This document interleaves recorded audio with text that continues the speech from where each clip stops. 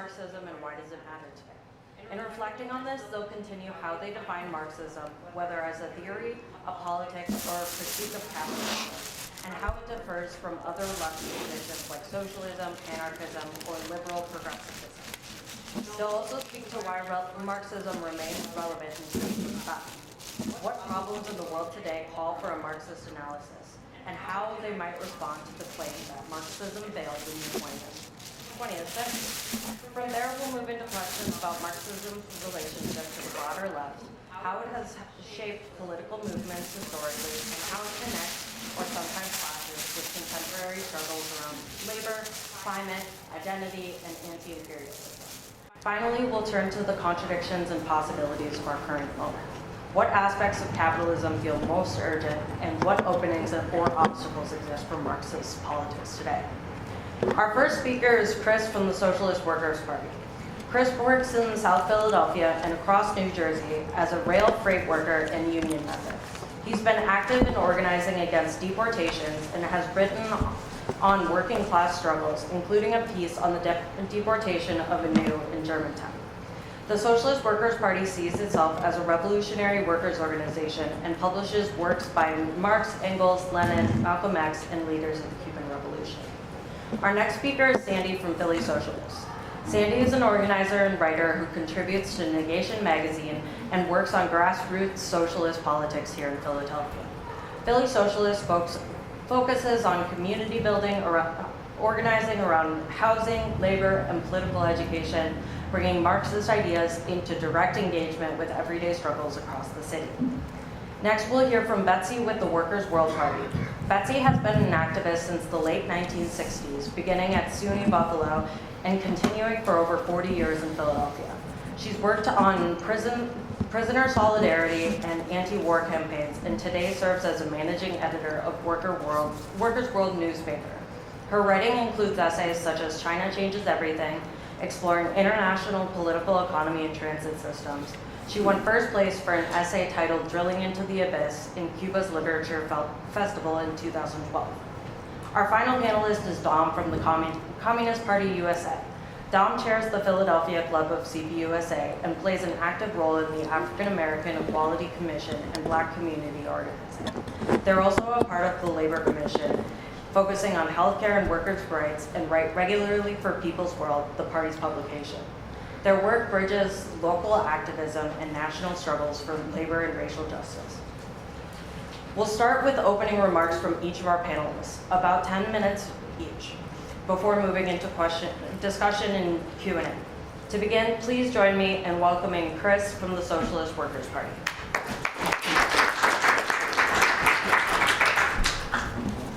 Well, to answer all those questions, it would take hours and days, of course. So the first point I would make is that communism, Marxism, is not a doctrine. It's not a theory. It's not just some principles, but a movement. And I raise this because this is what Marx and Engels said. This is what they put forward. This is what Engels said in 1847, and I stand by this. I think this continues to be true today. This is before the Communist Manifesto was written, and he made the point that Herr Heinzen, who was a socialist professor at the time, he said, Herr Heinzen imagines that communism is a certain doctrine which proceeds from a definite theoretical principle at its core and draws further conclusions from that. Herr Heinzen is very much mistaken. Communism is not a doctrine, but a movement. It proceeds not from principles, but from facts. It is the line of march of a class, the working class, towards power. Marx and Engels incorporated this in the Communist Manifesto, which they wrote a couple of months later. This is what they made. These are the points they made. What are communists? What are socialists? The communists are distinguished from other working class parties by this only. In the national struggles of the proletarians of the different countries, they point out and bring to the front the common interests of the entire proletariat, independently of all nationality. 2, in the various stages of development which the struggle of the working class against the bourgeoisie has to pass through, they always and everywhere represent the interests of the movement as a whole. The communists, therefore, are on the one hand practically the most advanced and resolute section of the working class parties of every country. That section which pushes forward all others on the one hand, theoretically they have over the great mass of the proletariat the advantage of clearly understanding the line of march, the conditions, and the ultimate general results of the proletarian movement. The immediate aim of the communists is the same and that of all other proletarian parties. Overthrow of the bourgeoisie, supremacy, conquest of political power by the proletariat. The theoretical conclusions of the communists are in no way based on ideas or principles that have been invented or discovered by this or that would be universal reformer. They merely express in general terms actual relations springing from an existing class struggle, from a historical movement going on under our very eyes.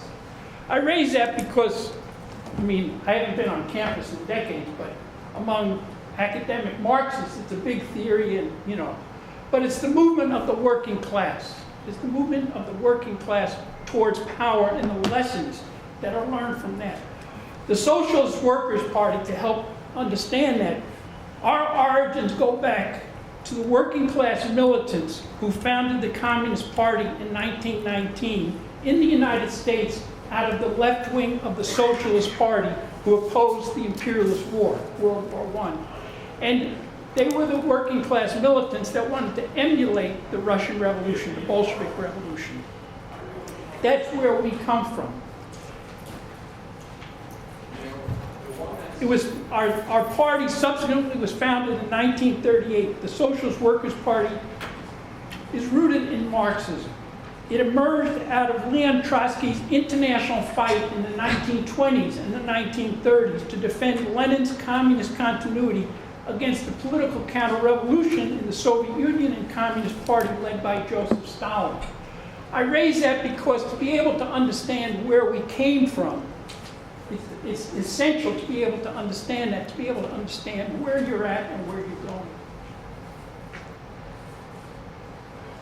Today, the class struggle is heating up because capitalism as a world system is in crisis. Imperialism is fracturing.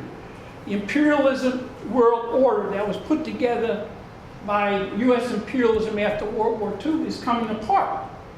And we see this in what's happening around the world. I think it's very important that we start with the reality of what is happening today to be able to understand what's going on. That's why we see the developments in the Middle East, the invasion by the Kremlin of Ukraine, and struggles in the working class starting to break out. Just this week, 31,000 workers at Kaiser Permanente just went on strike throughout California, Oregon, and Hawaii. Across Canada right now, some 135,000 workers just are on strike. This includes all the teachers in Alberta, as well as the Postal Workers Union and others. We're starting to see things like this start to happen, like the hospital workers that, this past week were on strike, the hotel workers that were on strike this past week at the Sheraton, right here in Philadelphia. We're starting to see increasing struggles taking place, which I think is one of the most important things that has a real good point for the future. In the Middle East, we're seeing there is no peace in the Middle East. The Trump administration has touted in the past week that they carried out a peace program, a peace proposal that's been signed by all parties. There is no peace in the Middle East. There's no peace in Gaza, for sure. This is despite the peace plan. I think this is important because Washington never meant for there to be peace. The goal of the US imperialists, rulers, is a Pax Americana. What they want to do is put together American imperialist peace so that they can plunder the Middle East of all its resources and its exploited people. The oil and gas, that's what they're after. And they want to use that to the extent they can against their opponents in China. This is what's so important. The administration of Donald Trump sees Israel's determination to defeat and disarm Hamas as an obstacle. So that's why he has said it's over, don't fight anymore. Because he doesn't care about the Palestinian people, he doesn't care about the Jewish people in Israel. When told Hamas forces were reorganizing and murdering political opponents in Gaza, he brushed it off and said, it doesn't matter, fine, go ahead. We gave them approval for a period of time. This is President Trump. The Socialist Workers' Party stands with the Palestinian people against the Nazi-inspired Hamas repression and killings that are taking place in Gaza to this day. Wherever Hamas targets today, its goal is to prevent any advance of the class struggle which would draw Arabs, Jews, and other fighters together. The defense of Israel as a refuge for Jews is central to the fight against Jew hatred today. It's a dividing line in world politics and the front line of the battle for the working class and oppressed peoples everywhere. All the governments intervening in the conflict, including Turkey, the United Kingdom, France, Russia, and China, are maneuvering to advance the interests of their own rulers. They don't care about the Palestinian people, they don't care about the Jewish people. Working people of all nationalities in the region, Palestinians, Jews, Kurds, Druze, and others, share common class interests. Through the class struggle, workers forge ties, and it becomes possible to advance different national aspirations and overcome the capitalist rulers' attempt to set us against each other. Jew hatred and pogroms are permanent features of the imperialist epoch. They are not eternal, though. Ending Jew hatred is possible by eliminating its source, capitalist rule, and replacing it with workers' power. We should remember the imperialist epoch is the epoch of wars, but it's also the epoch of revolution. And I think I'll end on this point. The working class in the world today is at the strongest that it's been in decades. Much stronger than it was at the time of World War II. Whole sections of Asia, Latin America, Africa have been drawn and proletarianized. Working class have been drawn into the capitalist market and have started to organize their own independent struggles. This is what's important. And we see this especially, for example, in Iran today, where the working people in the last month, the truck drivers in Iran organized one of the largest strikes, nationwide strikes, against the regime and against its warmongering that they've seen since 1979. And I think this is very important because these are the allies of the working people in the Middle East that we look to and see as our brothers and sisters.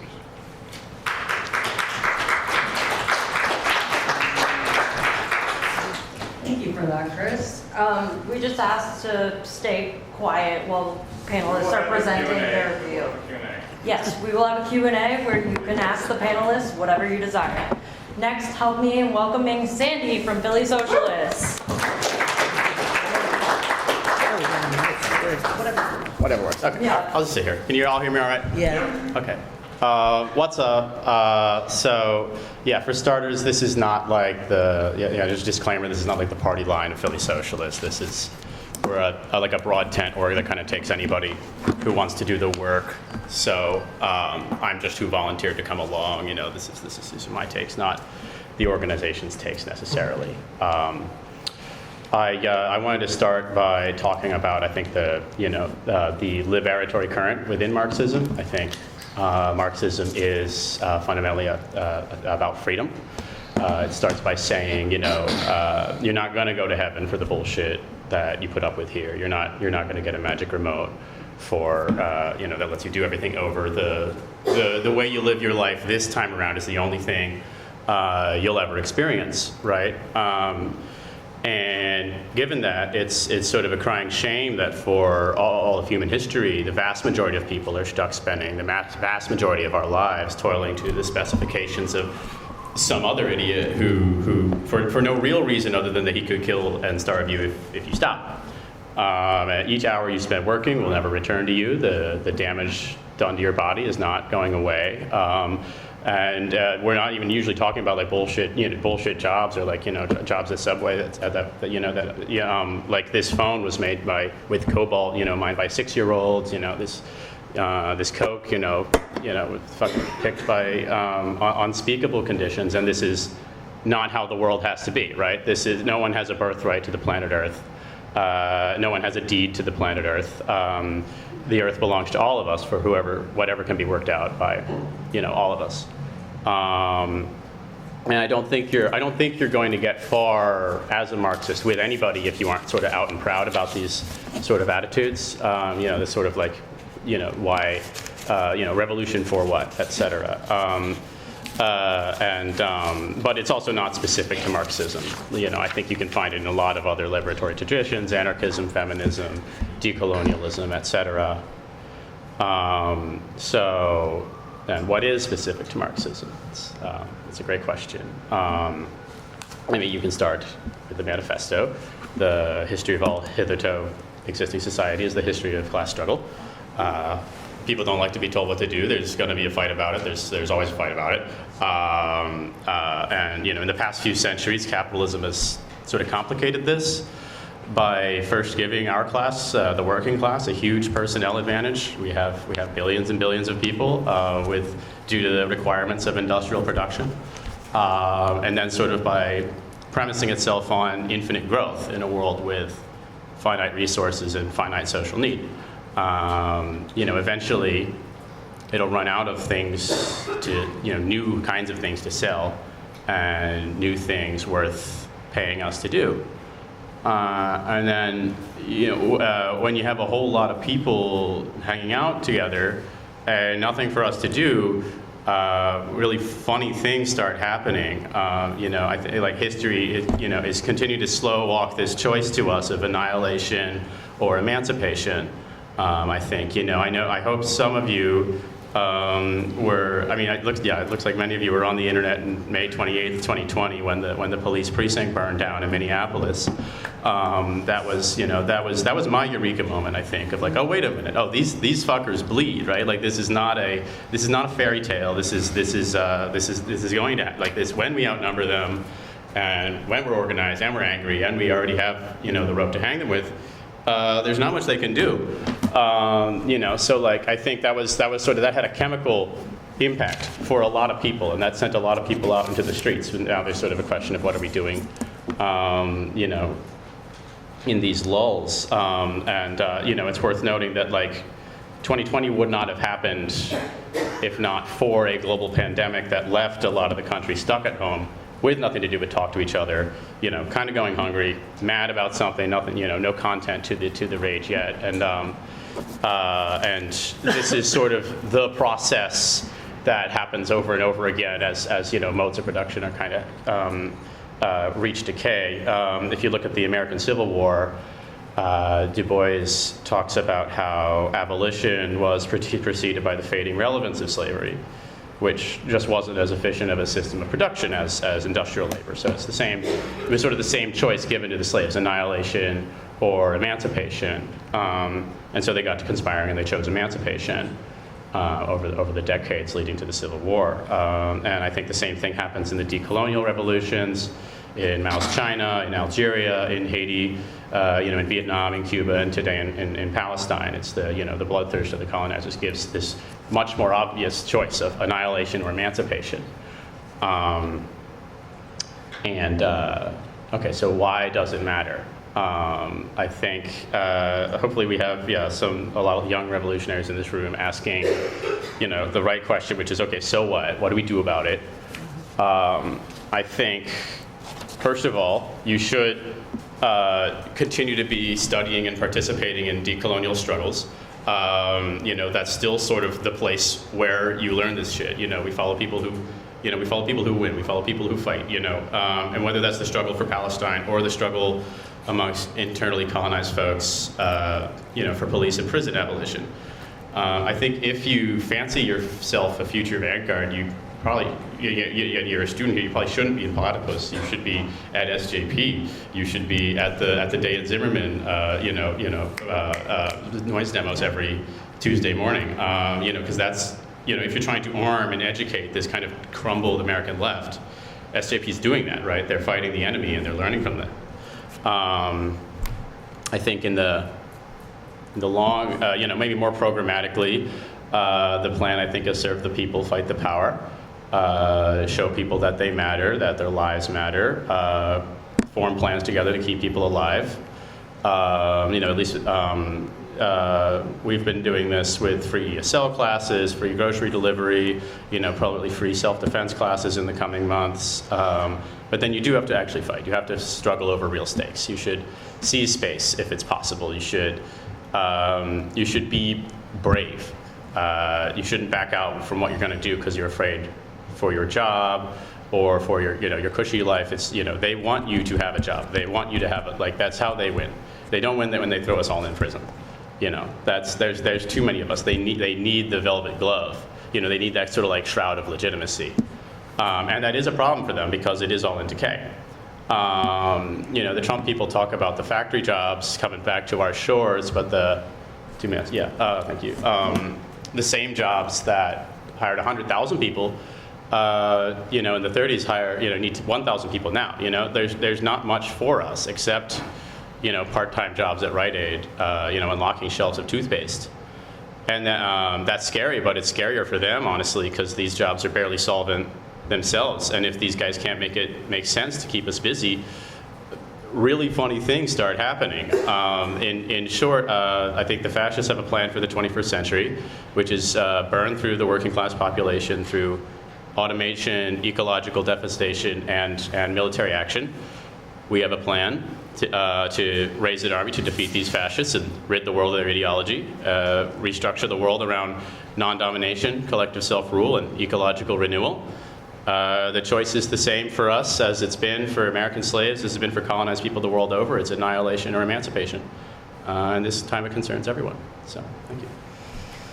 Thank you for that, Sandy. Next we'll hear from Betsey from the Workers' World Party. Thank you. I just want to say, if Marx had just been a movement activist, we wouldn't be here talking about him today. Marx was a philosopher, he was a sociologist, he was a historian, an economist, and a political scientist. He examined society from many different angles. He studied the world, nature, and history, and began to discover the laws that govern societal and economic evolution. Just as Charles Darwin discovered the way nature adapts and changes over time, Marx discovered and extensively documented how societies adapt and change over time, and the laws that govern that change. But Marx was more than a thinker or an academic. He was also an activist, which is why we study. The Communist Manifesto, I have one issue of it, was drafted in 1848 by Karl Marx and Frederick Engels as the platform of the Communist League in Europe. It uses historical materialism to explain how economic forces, class conflicts, are the primary drivers of history and social change. Marx explained how every step forward in the history of civilization was brought about by an increase in the productivity of labor. For centuries, under primitive humankind, society was communal and often matriarchal. Groups of individuals survived on what they could produce, but there was very little else. But over time, increases in production allowed for surplus. And that created a question of who was going to control the surpluses, which is part of what led to the development of classes, as we see if we study Marx. Historically, we see this condition give rise to contradictions in society, including the subjugation of women and class divisions. Under primitive slavery, the products of the labor of enslaved individuals were controlled and used for the enrichment of the enslavers, who became the first ruling class. How goods are made, the mode of production, fundamentally determine the political and social structures of society. Conflicts arise between developing productive forces and existing social relations, leading to class struggles and societal transformation. The Communist Manifesto describes the process by which society developed over time, so that today it is divided into roughly two classes: the workers or proletariat and the bosses or bourgeoisie. Marx revolutionized the concept of dialectical materialism, viewing the world and society not as a complex of ready-made, predetermined things, but as a complex of processes, of changes, the transitional character of everything and in everything, the uninterrupted process of becoming and of passing away.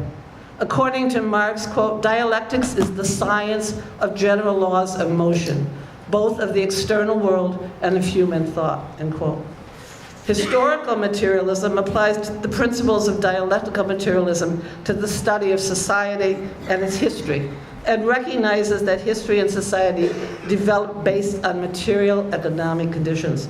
Therefore, all development, that of ideas, that of institutions, is based on conflicts and interactions in the material world. In his major work, Capital, Marx details how labor is the source of all wealth, how profits are extracted from labor. Capital provides an in-depth analysis of the relationships of workers and capitalists to tools, the means of production. In the Genesis of Capital, which is actually one of my favorite small pamphlets, it's chapter 8 of Capital, Marx explains how the bourgeois class first amassed great wealth through the super exploitation of enslaved Africans, and later through the process of driving peasants off the land and into urban areas, removing them from access to fields and farms, their tools of labor. The earliest factories collectivized workers' labor, but stripped away individual workers' ownership of their tools. Craftspeople who produced independently could not compete with the capitalist-controlled factories. Workers were paid only subsistence wages, and everything else became surplus labor or profits. This contradiction between socialized labor and the boss's private ownership of the tools of labor is at an all-time intensity today. There's a huge income gap between the small number of billionaires, owners of industry at the top, and the masses of workers worldwide at the bottom, often struggling to be able to buy back what they produce. Marx supported the concept of socialist revolution, but he only had the example of the 1871 Paris Commune to study. However, it led him to conclude that workers had to smash the capitalist state and replace it with one conducive to socialism. Capitalism has existed for over 400 years, with many setbacks and mistakes. It is increasingly characterized by global wars and mass exploitation. The first socialist revolution took place just over 100 years ago in Russia. There was no blueprint for developing socialism. Multiple factors led to the counter-revolution in the Soviet Union in 1991, but it was not due to a failure of Marxism. That socialism was a superior system is evidenced by the measurements of social development. So life expectancy, access to health care and education, and the material status of women all declined under the new capitalist formation in post-Soviet Russia. Well, theory is important, but theory without practice, without applying your understanding to actual struggle, is just a lot of words. So let's talk about practice. I'm not going to focus on the differences between ideologies on the left. What is more important right now is how we can forge a principled united front against fascism, as personified by Donald Trump, but with the backing of the US super rich. Trump just declared war on the, quote, enemy within, on Antifa, which really means a war against all of us on the left who are anti-fascist. Anyone who is working to build a more equitable society, who supports the rights of workers, including immigrants, and opposes all forms of bigotry from racism to sexism, homophobia, xenophobia, ableism, and transphobia. With the Trump administration, we are dealing with a cabal of delusional climate change deniers, healthcare charlatans, and eradicators of the real history of the working class and the most oppressed in this country. I will try to get there. I may need an extension. Obscure prison sites for undocumented workers picked up by ICE are essentially concentration camps. Conditions are beyond deplorable, and families are separated.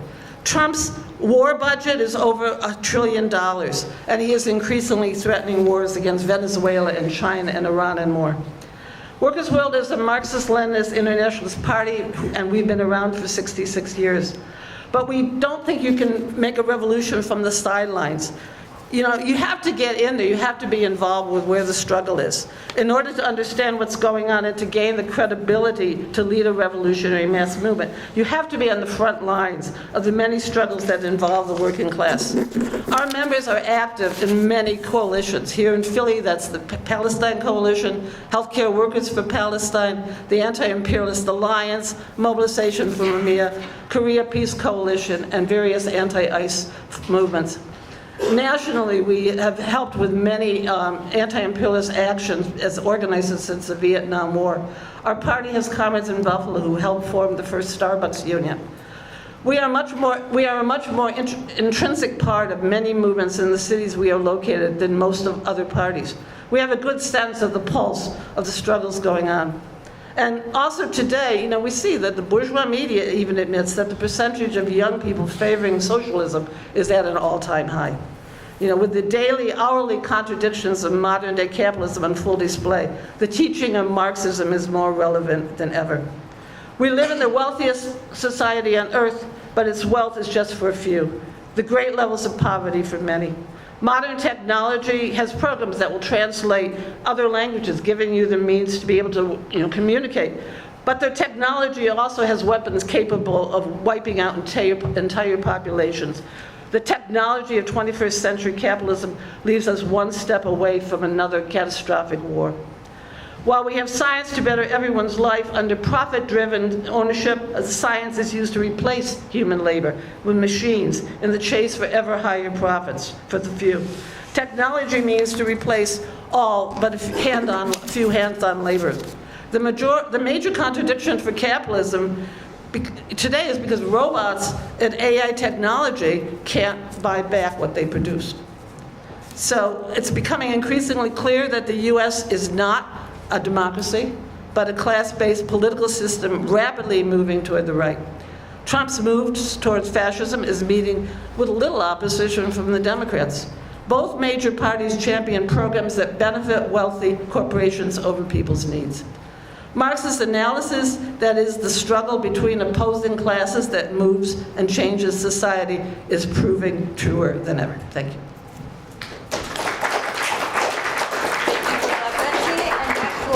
To Dom. Please help me in welcoming Dom. I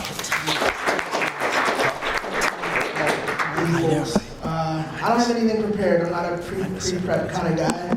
I don't know how that's going to fly in a room like this. But yeah, what is Marxism, right? That's why we're here. And I want to tell a story that kind of helped me understand or help develop what Marxism means to me.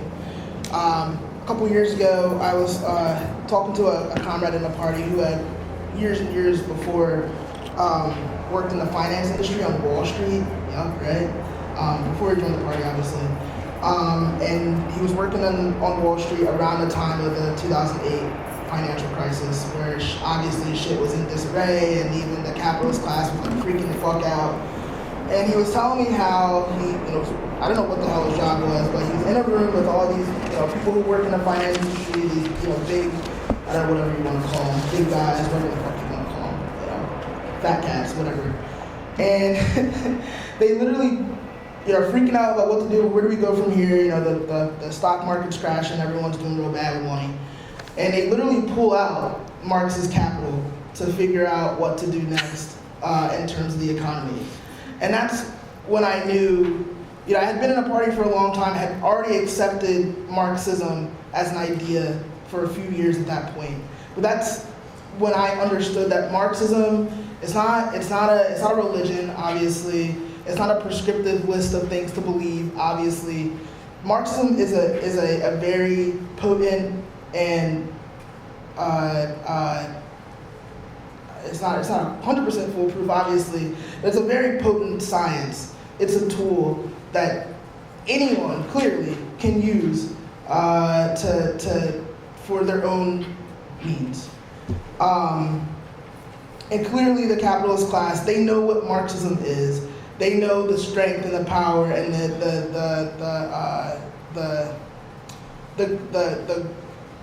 the clarity that Marxism can bring, not just philosophically, but economically as well. Because Marxist, of course, was a sociologist, but he also was an economist. And that's when I really understood what Marxism is, and that it's not a prescriptive list. It's not people can use it as a way to shape their own morals, but that's not what it is at its core. I think that a lot of, we're talking about like, has Marxism failed? I don't think that Marxism has failed. I think that a lot of Marxists have failed, frankly. Because I think a lot of Marxists don't see Marxism for the tool that it is. Because a lot of Marxists have adopted Marxism as sort of a dogma, and frankly a personality trait and a hobby, more than utilizing it as the tool that it is. And I think that a lot of Marxists have also, because Marxism is a science, and because it has to be developed just like any other science out there, have failed to, a lot of Marxists on the, people who are more organizer-minded, and also the intellectual Marxists have failed to develop Marxism to be utilized for the crisis that we're in right now, for the issues that we're facing right now under capitalism, specifically under this new threat of fascism, which is on the rise, not just in the United States, but all over the world in developed capitalist countries and some other underdeveloped capitalist countries. And I think that for us in the room, for a lot of the younger folks here, I think that's sort of what we have to grapple with. It's all well and good to study, right? Of course, I love to study. I love to read, guys. But we have to be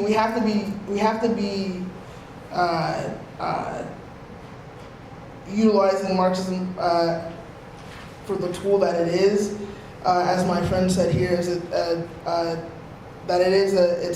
it's a way of understanding capitalist society, understanding the world. It's not I'm a Marxist and therefore,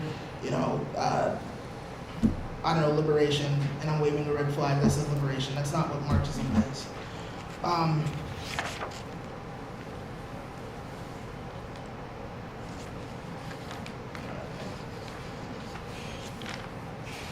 Guys, like I said, don't know how I was gonna fly in this room. I didn't prepare. But I think that as I think someone mentioned here that Marx, when he was theorizing historical materialism, dialectical materialism, and the transition from capitalism to socialism and then to communism, the thing that's important that I think a lot of Marxists have gotten away from is that it's people, the masses, especially the working masses that transition us from capitalism to socialism. It's not, the student movement is great, but the student movement is not going to get us from capitalism to socialism unless working students are at the forefront. The Black liberation movement is great, but it's not going to get us from capitalism to socialism unless Black workers are at the forefront. Even the labor movement, obviously, I'm a Teamster, it's great, but it's not, the paid staff and organizers, the AFL-CIO, the people who do all these, sign on to all these rallies and all rah-rah, is not going to get us from capitalism to socialism. It's the rank and file that's going to get us from capitalism to socialism. And that's what I think Marxists have gotten away from. It's all well and good to go sit with your 5 buddies and read whatever the hell. I do that all the time. I have 5 friends and we love to read. But that's not, reading in and of itself is not going to get us from capitalism to socialism. It's all well and good to go shoot pea guns in the woods with your friends at some cans because you think that what it means to be a communist, to go pick up a gun. If to get from capitalism to socialism meant everyone had a gun, the United States would be damn near there, right? That's not what it means. That is not the power of the working class. The power of the working class comes from their ability to halt labor or help production, not from people like that. But I digress. And I think that's what a lot of Marxists have gotten away from. I think a lot of Marxists want to organize the left instead of organizing workers. And we need to organize workers. We need to organize the masses, but we need to have working people at the forefront. So again, like I said, I don't think that Marxism has failed. I think on the one hand, we've failed to develop Marxism to adequately describe and unravel the issues of capitalism today. And I think a lot of Marxists aren't interested in organizing workers. I think a lot of Marxists are interested in being called a Marxist and being called a communist and having book clubs with their friends.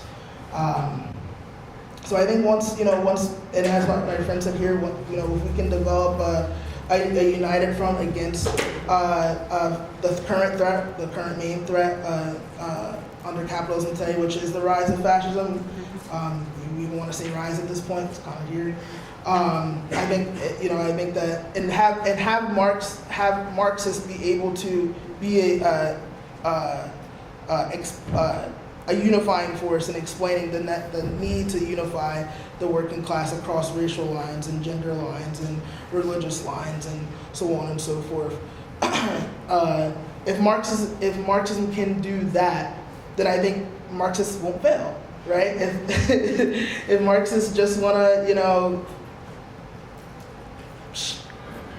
shout at the president of Temple because he said whatever the fuck about Israel, then then what?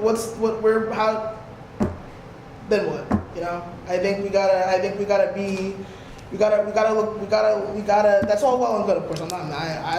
I went to Temple for masters. I have no love for John fucking Fry. I went to Drexel too, so I have absolutely no love for John fucking Fry. You're in good company. Yeah. But that's we gotta do more than that. We gotta do more than just organizing the students. We gotta organize workers. We gotta unify the whole of the working class against the primary threat right now, which is fascism. And then move on to the next threat, which is monopoly capitalism. In our view, the Communist Party view. 1 minute. So yeah, like I said, I wasn't prepared, but I hope what I said made sense. And go Birds.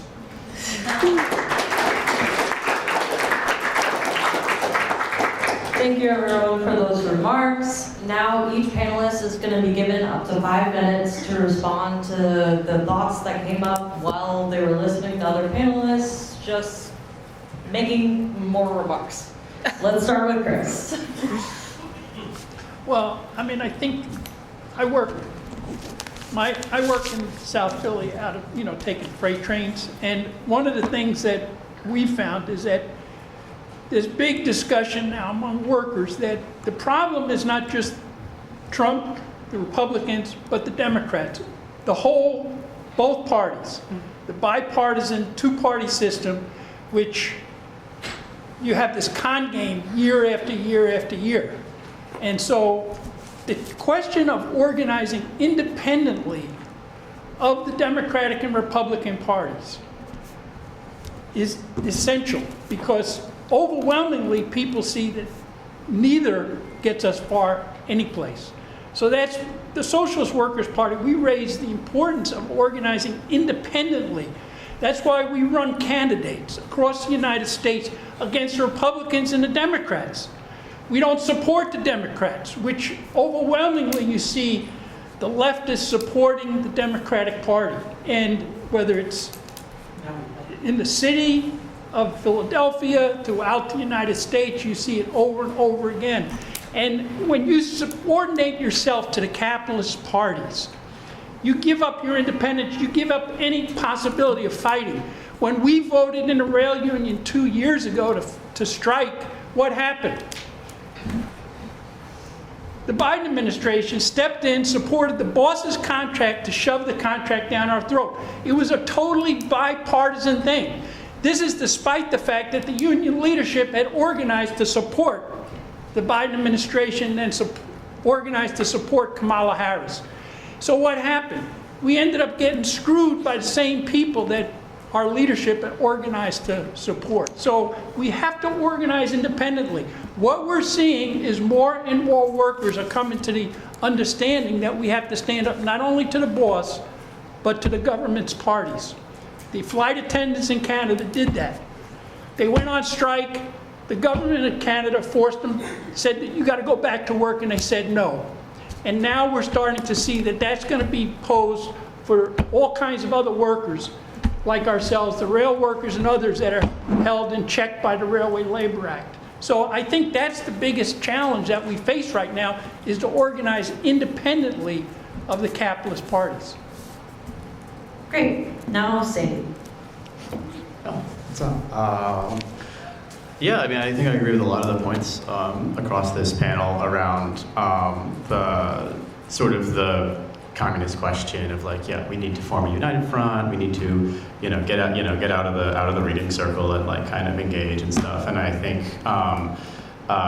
yeah, organizing labor is still a huge part of it.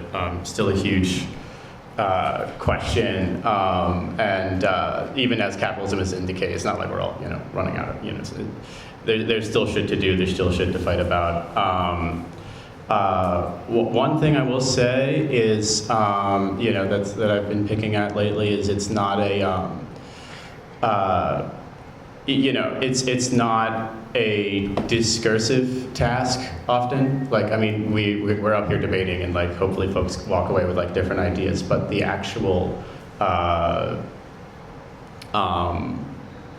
the actual task is not to convince a bunch of people of your position through propaganda or conversation necessarily. It is to take the kind of action that everyone can participate in. This can be, this is sort of a lightning bolt moment, like it is, and they sort of happen again and again. And the right is great at doing it. I think that you wouldn't see the right in power today if not for their Jan 6 coup, which was like an idiotic push, but it had a chemical reaction for the whole country where they went, wait a minute, what's going on here? And then the fact that they weren't even punished, really helps. But I think additionally,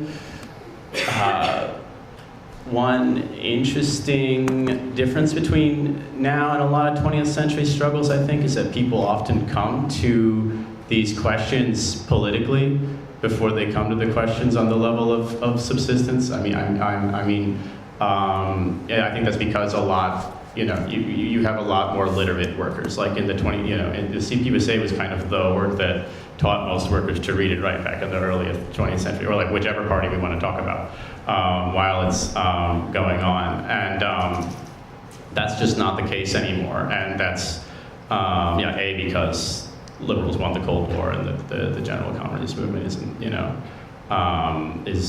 there. But it's also because I think people are talking to each other a lot more, or like, you know what I mean? Like we kind of come to these concepts politically first.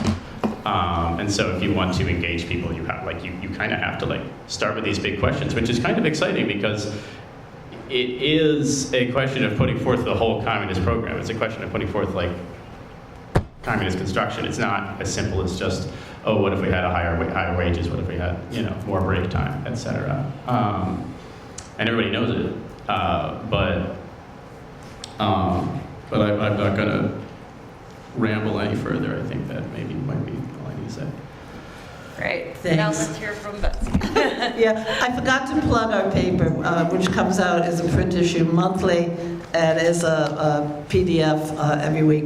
I agree with what Sandy raised. I think the protests around George Floyd in 2020 were a watershed moment, and not just in this country, but globally. Where you had millions and millions of mainly young people, all races, coming out together in the streets. And it scared the ruling class. It's why they're pushing back against woke, They didn't even know that term before, the movement for George Floyd. But I think it's something that, we have to recognize that movement has not gone away.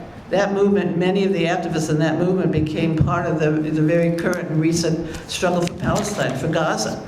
We see some of the same people out on the streets. I should mention that, there was protests on the 14th, actually demonstrations, including one in Philly, calling for October 14th, which Trump wants to make Charlie Kirk Day, calling for it to be George Floyd's Day, because that was George Floyd's birthday. I want to talk about the importance of supporting resistance movements. Because you cannot say, I support what's going on in this particular country, or I support what these people are doing, without supporting the people who are leading that movement. You know, you just can't do it. You can't have it both ways. You can't say, well, I agree with them, but, because that means you don't agree with them. Because if the people in a particular struggle have chosen to follow the leadership of a particular group, regardless of what you think about it, it is their right to do it.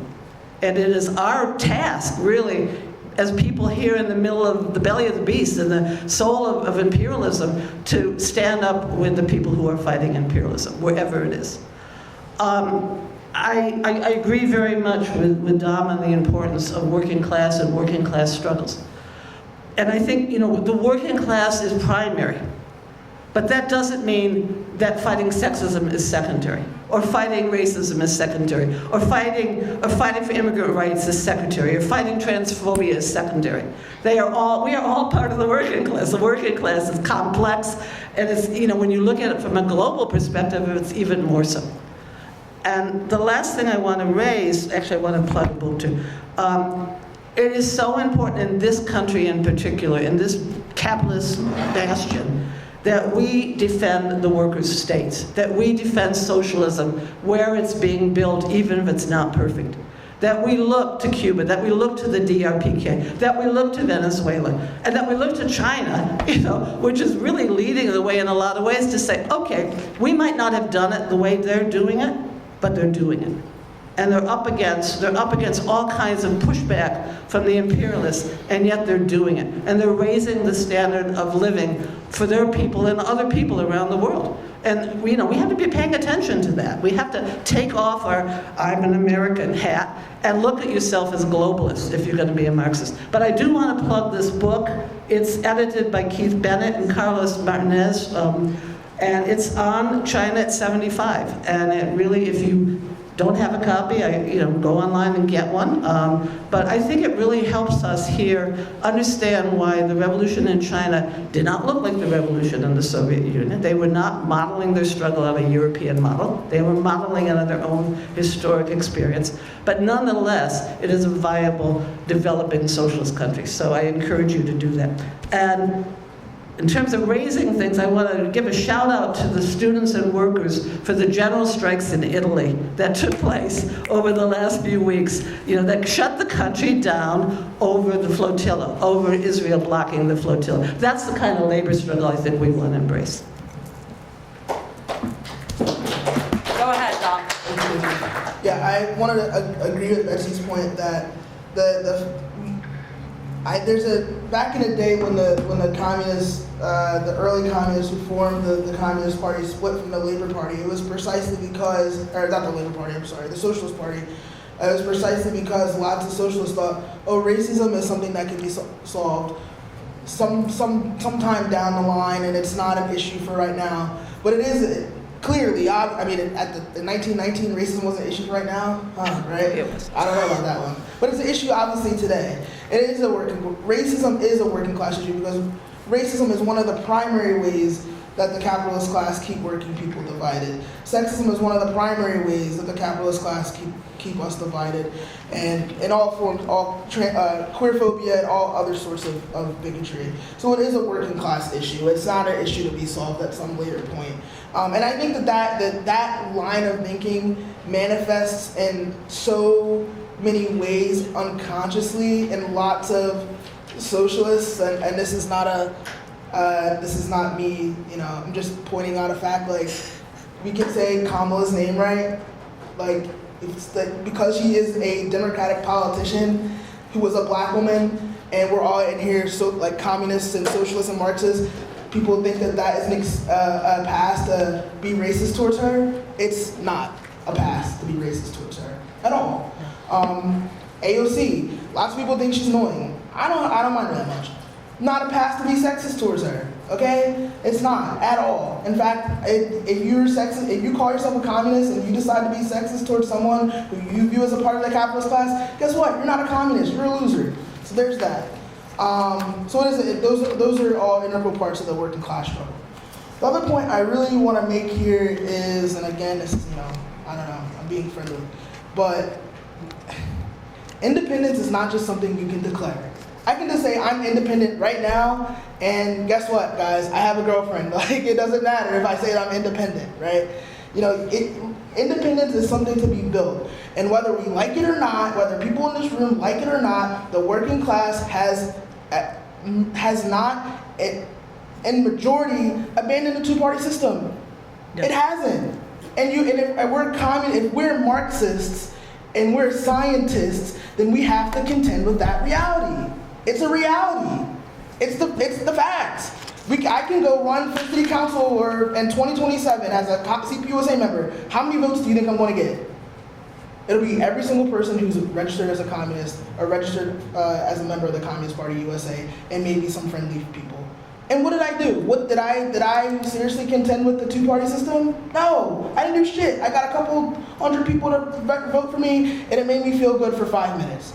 So as Marxist, I'm a Marxist-Leninist, I don't know about anyone else, but as Marxist and as myself as a Marxist-Leninist, that is a reality we have to contend with. That independence is something that we have to build. It's not just about running independent candidates with a C next to your name or a S next to your name. That's not what independence means. That's not what it means.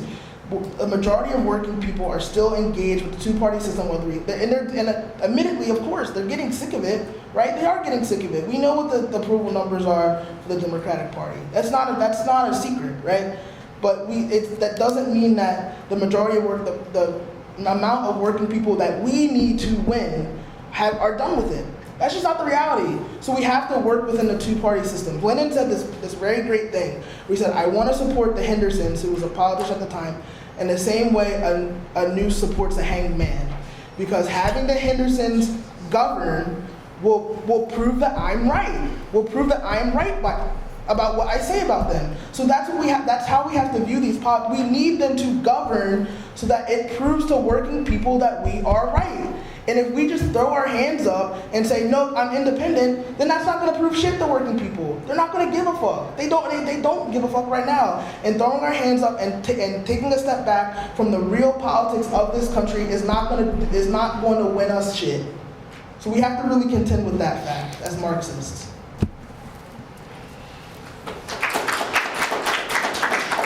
Thank you, everyone, for those thoughts. And next we'll move into the Q&A section. So, those who have questions, if they want to raise their hand, and we'll just go in order.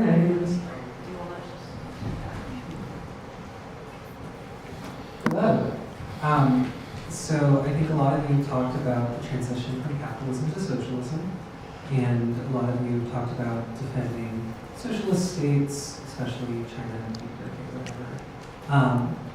But also a lot of you talked about engaging in electoral politics and workers' strikes as a theory of change. And so I guess the question I want to pose is, do you think that we can overthrow capitalism peacefully? Is that something that can be done, especially given the history of the states that have overthrown capitalism?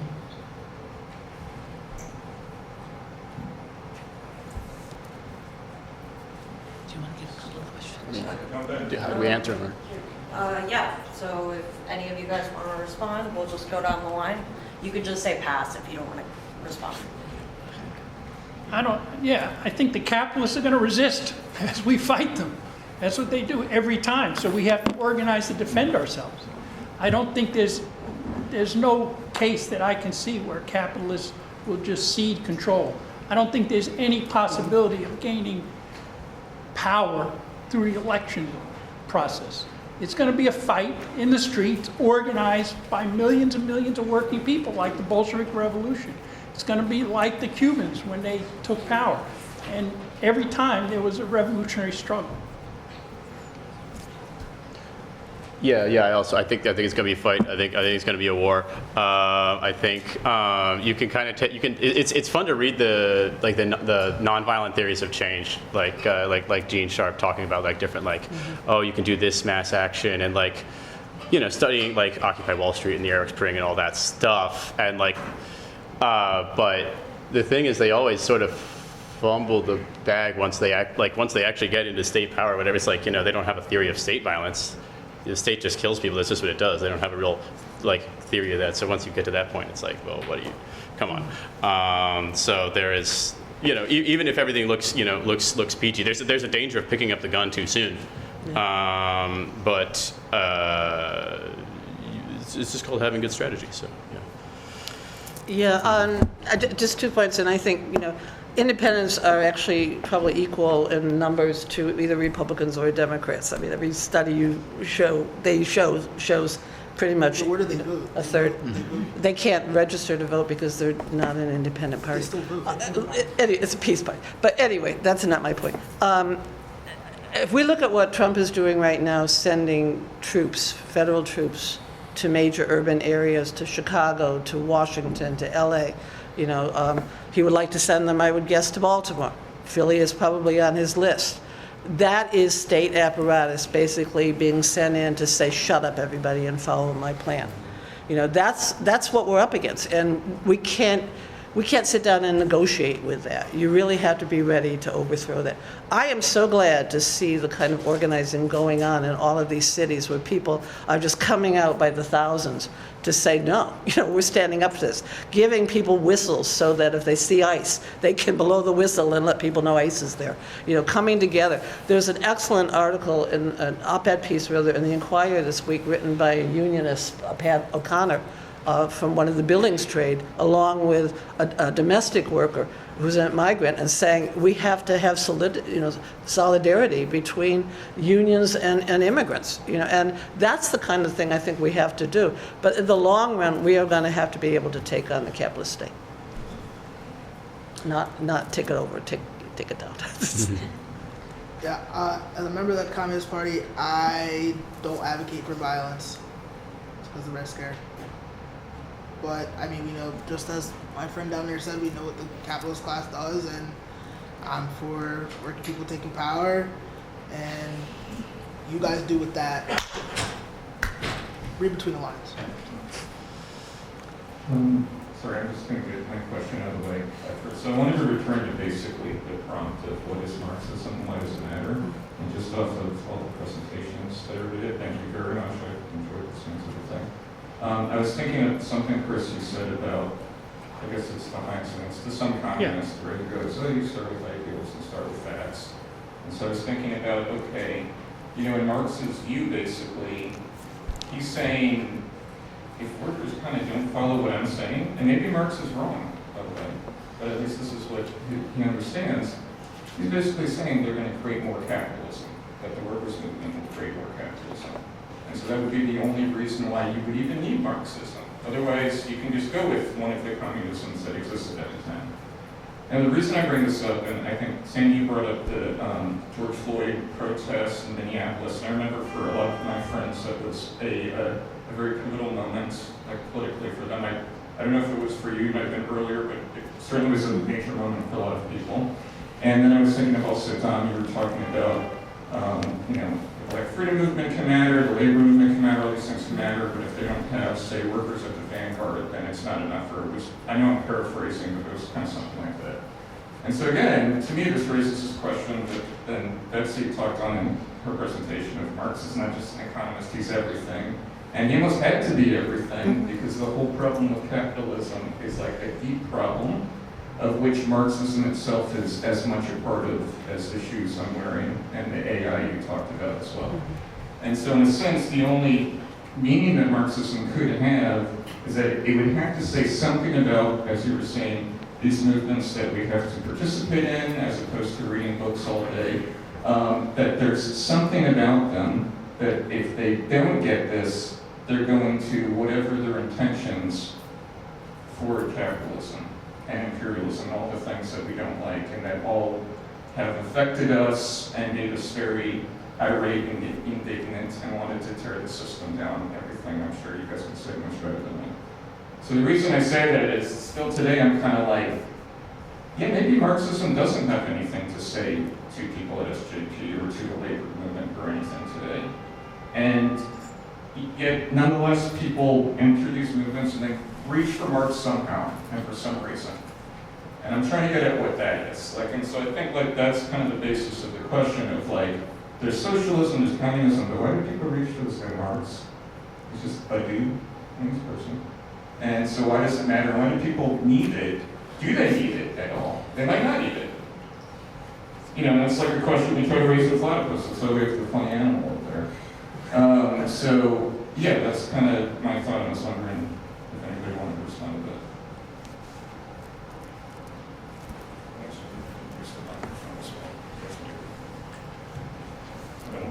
Well, you got to realize there were socialists before Marx, right? I mean, there were utopian socialists. What was significant? They described all the problems of early capitalism. They talked about families, women, children being drawn into the factories, child labor, terrible conditions, families being decimated. The problem is that overwhelmingly, if you looked at the socialists, early socialists, the utopian socialists, they saw the working class as sort of like a cancer. They saw it as an ulcer. They didn't see that the working class was an active part of the fight to overthrow capitalism. It was a very early stage. So they came up with all kinds of utopian ideas. Robert Owen, he was a manufacturer, and he developed a factory. He cut the work, he cut the hours to 10 hours from 14, 16 hours. He organized schools for young children and stuff. He organized, sort of utopian factories and utopian communities. And others did things like that. The problem is it never solved anything about the root cause of the problems of the capitalist system. What Marx did is he put it on a scientific basis. To understand the class struggle itself and the fact that the class struggles and the working class was organizing in the beginning, and he saw it with the Chartist movement and the beginning strikes. So he started to organize and see what you could learn from the lessons. And that's what Marxism is, the lessons of the working class in the struggle for power. The bourgeois revolutions took hundreds of years to take place against feudalism, against the Catholic Church. So don't cut it short that socialists, communists like Marx, it's going to take a while because it's a conscious movement of the immense majority of the population against the minority. That was the opposite in the earlier revolutions against feudalism. So, no, Marxism, the lessons we learn are valuable to this day. Yeah, that's a really good question. That's what I was sort of trying, as I wrote this, I was like, all right, we're probably addressing some normal leftists, what do we want for, what's the point of, what does it actually do? And I think it's a good point that things will sort of keep, if left to their own devices, creating more capitalism. You get the reform, you get the cop in jail, you get the, you get the pay raise, all that stuff, but it's the same, you're still waking up to the same world.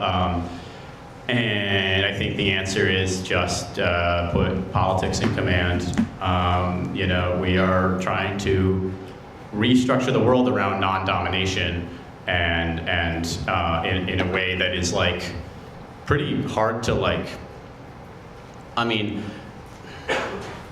it's sort of a tricky point here, but if you compare the end of capitalism to the end of slavery or the end of feudalism, there was sort of a very direct form of domination that could sort of get taken out, and then people went, oh, we're free now, we can just hang out, and there was still these things left over because they weren't obvious, the commodity form and stuff, and that's what we're up against now, and we still have to fight all the other forms of domination, and once again, you simply have to engage and win people over and sort of quicken the struggle. But I think Marx is kind of important. Yeah. I think the biggest part of the problem for the working class, particularly in the U.S., is they don't understand their power. It's been educated out of them. It's been red-baited out of the unions. Dom referred to the McCarthy period. A big part of the McCarthy period was to get any socialist or communist out of the unions. so that the bosses can control the unions. They created these business unions, which were essentially appendages to the Democratic Party. I mean, that's what the corporate unions are. We're seeing a reversal of that in some ways with the struggles, the Amazon workers, the Starbucks workers, the healthcare workers, domestic workers who are really pushing back and organizing. And I think we have to find every means possible to support them. I think we saw again with the struggle in Italy and again in Spain what the workers can do when they decide collectively that they're going to shut things down, and they did. And it may start with the port workers, but it wasn't just the dock workers. It was the transit workers. It was the schools. Italy was shut down, not once but twice in the last month. But I think a big part of the problem is that class consciousness that has been drained out of us. You don't get it from TV. You certainly don't get it from reading the New York Times or the Wall Street Journal. And you're going to get it increasingly less and less because you look at who's taking over media, and it is the far right. It is the Ellison family. It is the mergers that are taking over ABC and Disney that wanted to kick a liberal like Jimmy Kimmel off, just because he was critical of Trump. We have to find a way to break away from that mindset. And part of that, I think, is that we have to take an independent struggle away from the Democratic Party. We do not have to rely on the Democratic Party. Another big problem in the US is that they don't allow independent or Marxist or Leninist parties to be on the ballot. You gotta essentially jump through a pile of hoops to even try to get your signatures out there. They have all kinds of built-in requirements that make it impossible. You look at what SCOTUS, the Supreme Court, is trying to do with the Civil Rights Act, with the Voting Rights Act right now. Pay attention to this. They are trying to make it legal to redistrict every state so that black and brown workers' voices won't be heard. They're in the middle of doing it. They're taking it up right now. But that's the struggle we're against. Is it winnable? Can we fight back against that? Yes. But that's going to require a really broad-based unity and a clarity of just who it is we're fighting and who we're fighting with.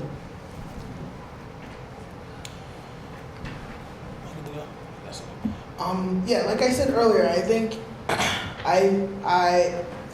it's very true, obviously, that communists and socialists were expelled from the trade union movement, the labor movement, some decades back. And it's also true that this new, not new to some of us, not new to all of us, but I guess revived socialist movement is very new, like circa 2016, if you want to count Bernie as reviving it for some. I know I wouldn't consider myself a socialist before that, but I think with this newness, I think a lot of Marxists have failed to take an active stake in the working class movement, or the progressive working class movement as it exists today, because it isn't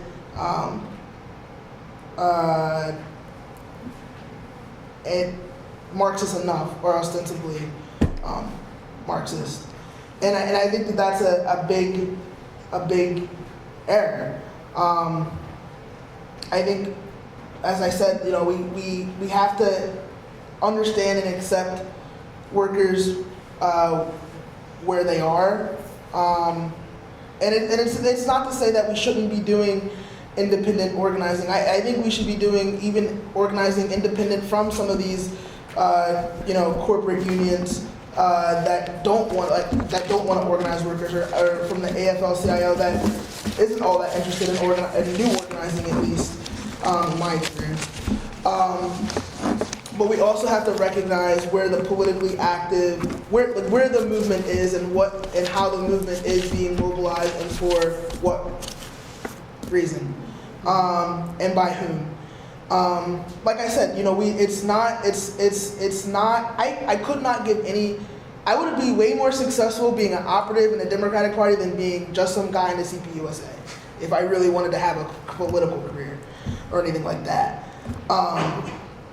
And I couldn't give any any less of a fuck about the Democrats. But I recognize that, especially in a city like Philadelphia, that's where working people are. So therefore, as Marxists, that's where we have to be. Not for the sake of the Democrats. I couldn't care if they get revived or not. I don't care. But I know that the politically active working person is more likely going to be convinced of my position as a communist is there. Not for the most part. I'm going to have more success going to that person and saying, here's what I believe, what do you believe? And they're going to not probably agree on most of what I say, politically speaking. And I think a lot of Marxists have thrown up their hands and said, that's not where I want to be, and there's some mythical other working class person that's politically active and ready to be politically active outside of that. And that's just not the truth. So yes, we have to be moving the people who are maybe in that structure or outside of that structure to independent politics, but that means we have to be engaging with it too in meaningful ways, not just, as we said, if propaganda alone was going to win people over, Bernie Sanders would be the president right now because he had a great program and a great platform. He made mistakes, but he had a great platform and that people really liked. So it's not just about propaganda. We got to do politics as Marxists. A lot of questions. So we have a lot of time. Yeah. Good. Here, let's take one from the back.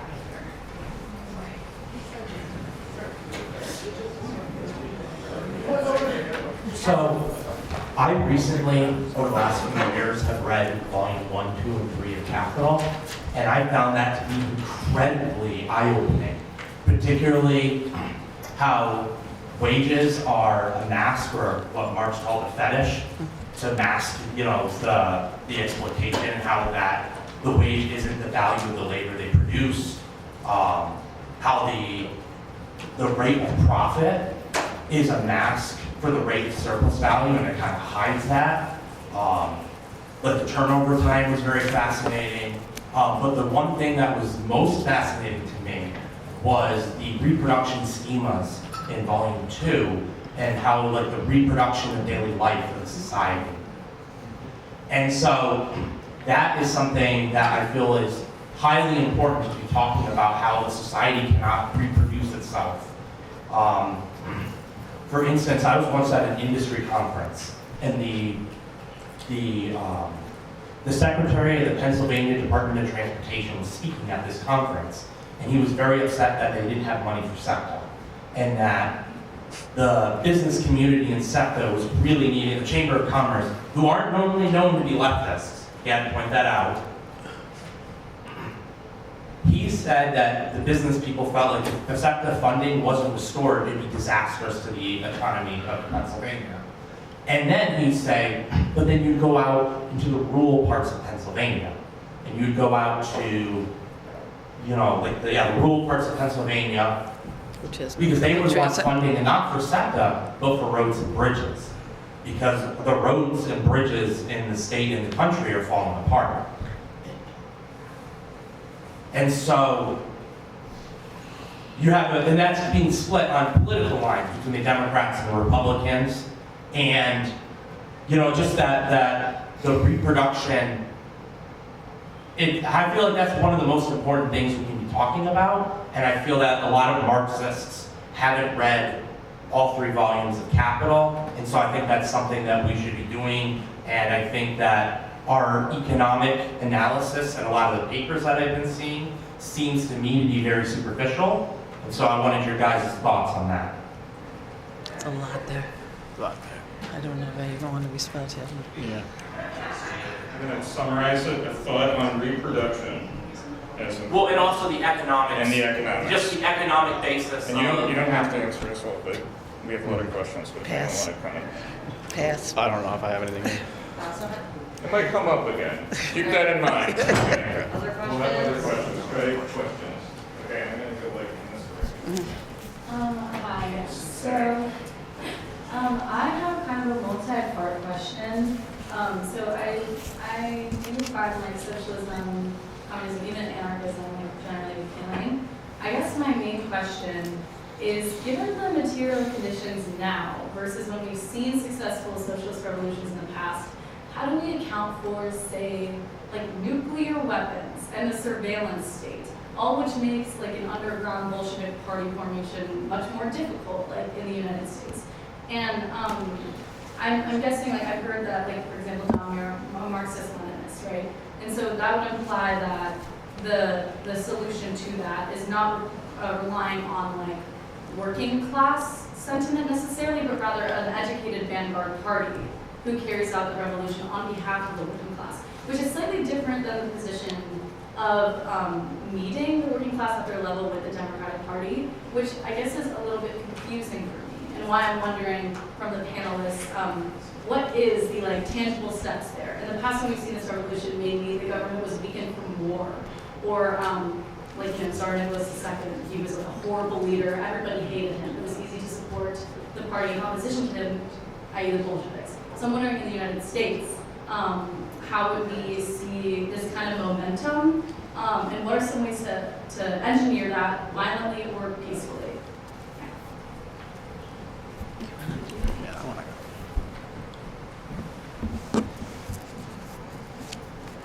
Well, I think you're accurate. If you look at the Bolshevik Revolution, you're in the middle of a war. I mean, I think that is a big part of the precipitating factors. And if you think about it, even Lenin, when he left Switzerland to go to Russia, not long before, he didn't think necessarily how rapidly revolution would take place. That is, you get surprised because you can't anticipate how the situation of a major war, which if you look at the world today, the world is heading towards World War III. There's no way, I don't see any other way to read that.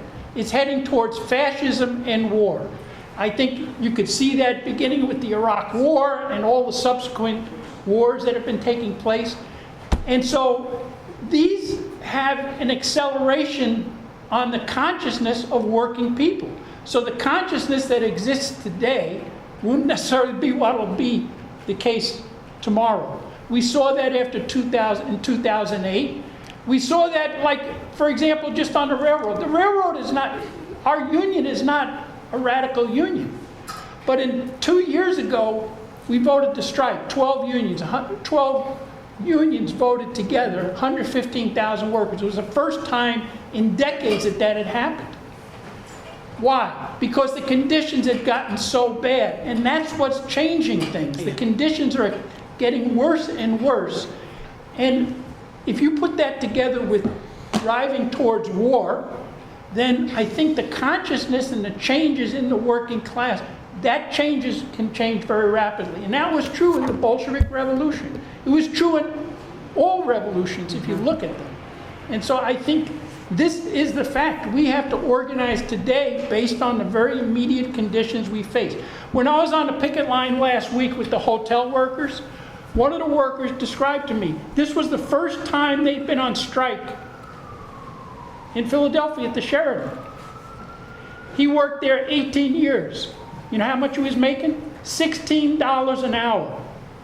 Now you tell me what, I think there's such a huge gap between working people and the bubble that exists among middle class layers on the Ivy League campuses. So you see, it's like a totally two different worlds. And so that's the situation. So the consciousness and the changes, my experience is that when I go door to door and talk to workers, South Philly, North Philly, Northeast Philly, West Philly, workers are totally disenchanted with the Republican and Democratic parties. We don't have an independent mass working party, but people are trying to figure out what do we need.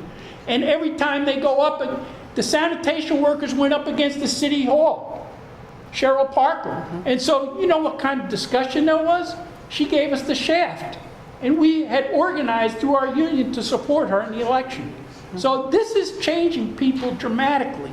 And I think if you look at the news media, they have no conception of this because they have no content. Most of the news media, the acquired New York Times, well, they have no connection with the working class, so they have no idea about this. So the changes are much deeper than I believe you can see on the surface as reflected in the major media. Yeah, that's a really good question. I think it's hard to give a comprehensive answer, but yeah, the question of like an underground vanguard party is one I think about a lot. I think part of the trick is like the Russian Revolution was a very weird one compared to like what Marxists until that point had predicted. They said it would be an advanced socialist country, but Russia was about like 85% peasants, if not more, at the time, and that's the most industrial country we've ever seen have a revolution, more or less. But and people were trying to figure out why doesn't the first world sort of get revolutions, and I think it was Gramsci who talks a bit about the theory of ideology, which is sort of like you kind of have you have this kind of velvet glove out here in out here in America that they sort of have to keep things with. And yeah, so I think there can be a fetishization of underground action amongst a lot of communists here, because Lenin talks so much about going underground, because it was literally illegal to be a communist or a political actor, in general, in Russia. And because of that, we have to be, even though we have we have freedom to throw stuff like this together, and there's we don't take advantage of it. One useful a book I never stop recommending to people on surveillance and like how to keep a mass movement secure is Basic Politics of Movement Security by Jay Sakai, which I find very useful in this kind of stuff. He talks a lot about how there have always been political police. They've always had a tactic. They've always been pretty, there are the idiots in the police who are like, we should just smash them all like flies, but you actually can't, you literally couldn't even smash all the flies if you wanted. They know that there's so they have different techniques. With the Bolshevik Revolution, there was an intent to reinforce. They were like, well, these anarchists are really scary. They throw bombs, so we'll kind of more promote the communists because they're a little more chill. I bet that'll work out for us. It didn't, but it was their strategy, and they're always coming up with new little strategies like that. The point being that we have it's a game of cat and mouse, and that we have strengths and they have strengths, and I don't think that's really changed. Yeah. I think there could be a whole week of discussion about your questions. I'm just trying to think of an angle to approach. I grew up in the McCarthy period. I was a kid, and I think people don't study that period enough to understand really the sheer terror that it created among the activist community, and particularly the labor movement, where you didn't open your mouth because you were afraid you were going to lose your job. I became active in the Vietnam War period, and I think that may have been one of the first the civil rights movement, really, and the Vietnam War, and the women's movement, and the LGBTQ movement coming together, really, in the process of the 60s and 70s, broke through a lot of that. It really kind of threw away all of these restrictions on what we could say and what we could do. That being said, as an activist, I grew up expecting that my phone was tapped. I assumed my phone was tapped. We would have meetings, and there would be this one cop who would always be, parked out in his car, in front of the building where we were meeting. And somebody said, well, what do you do if you have an infiltrator? And the chairperson of our party said, you put him to work. You're in control. And I worry a little bit because I see, activists today, young activists many who are new to the struggle say, well, we can't tell the location of this action until 24 hours beforehand. And we're going, but how are people going to know about it? Who do you want to be there? The same old faces, or do you really want to grow your movement? And again, I'm going to point to Gaza because I think what happened on October 7th, 2023, was a breakthrough in that we can't. This is what we're stuck with. This is what we have to do. It was a breakthrough. It was like throw off your chains moment. And I think that's the mindset we have to be thinking in. I can't conceive of a genuine Marxist-Leninist party that feels it's so vanguard that it doesn't have its feet in the working class and the oppressed. Because what good is it? It's a bunch of people who talk a lot. You know, you've got to have your feet on the ground. You've got to be out there where things are going on. You've got to be part of those mass movements. And as a dialectician, you watch what happens. The AFL-CIO this year on May Day called the very first May Day demonstration they have ever called in Philadelphia, ever. DC 33 workers went out on strike in July, and they brought out all kinds of support with them. The libraries were closed. You know, the people were out in the street whether they were in a union or not. There was an energy to say, this is a correct strike, we're on their side, we don't stand with Parker. We're going to see more of that. We are going to see more of that. That's what you should be looking at, and I'll stop there. Yeah, I think the best security for the movement is the movement itself, and have it be as many people as possible. You're right, in this day and age, like, you just can't have really an underground movement that's not going to be surveilled. And it really doesn't even take that much for them to do it. And we have to contend with that reality. And we have to contend with the reality that we're living in the center of imperialism. We're living in the center of the military-industrial complex in the whole entire world. And there's no amount of going on this app and deleting this chat that we can do to skirt by the United States military and United States intelligence. We're talking about the CIA and the FBI, right? Like, you know, so we have to contend with that reality, and we have to be, and I think in part, that does give us the strength of being being a mass movement of, as we said, a real true united front against fascism and against monopoly capitalism, one that has the ability to confront it and not have that fear that, I mean, we know the capitalist class, we know they're going to crack down, but having as many people as possible, having a mass movement, it's harder to do. It's harder to crack down on a mass movement. It's really easy to crack down on 5 cranks in their house, chatting on whatever. And I think, as far as the Marxist-Leninist Party goes, and as far as Marxism goes as it relates to the Communist Party, Lenin said there's no struggle that Marxist-Leninists shy away from. Whether it's when times call for militant, we're always militant. When times call for militant street demonstrations, you can guarantee that a Marxist-Leninists will be there. When time calls for pragmatic struggle, where I want an outcome that's going to benefit the working class, Marxist-Leninists will be there. The Communist Party will be there. For example, if you're going to ask me, do I want Sharif Street or Chris Rabb to be the U.S.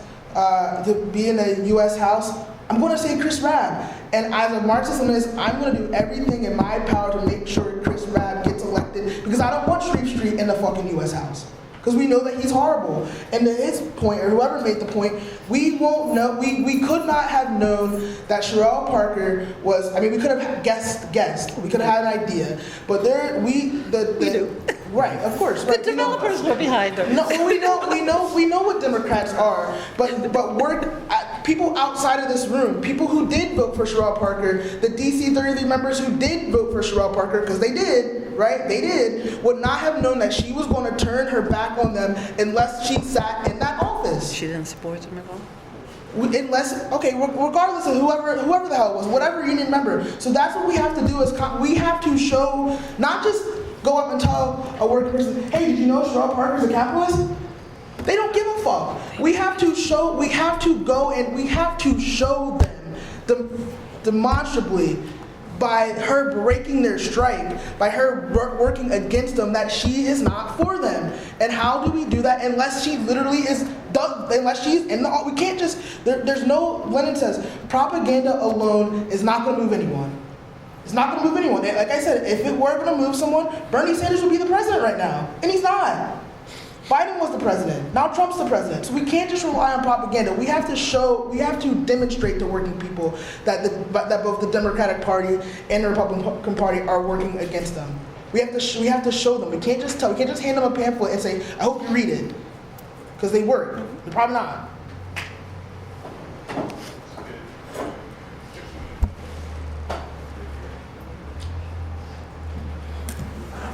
We have plenty of time.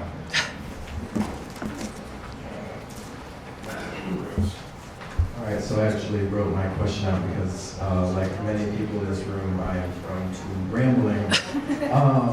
So my question is, I think we can all agree that self-criticism is an important aspect of developing the living science of Marxism. And as we've been talking about the importance of working class leadership in socialist and more broadly progressive movements, specifically the necessity to not ignore the special needs of those that are doubly and triply oppressed under capitalism, like women, queer folks, and racially oppressed people. I'm interested in how each panelist would identify the ways that Marxists have and continue to fail to meaningfully draw in the most oppressed people into the socialist movement, and how we can remedy these failures in the future.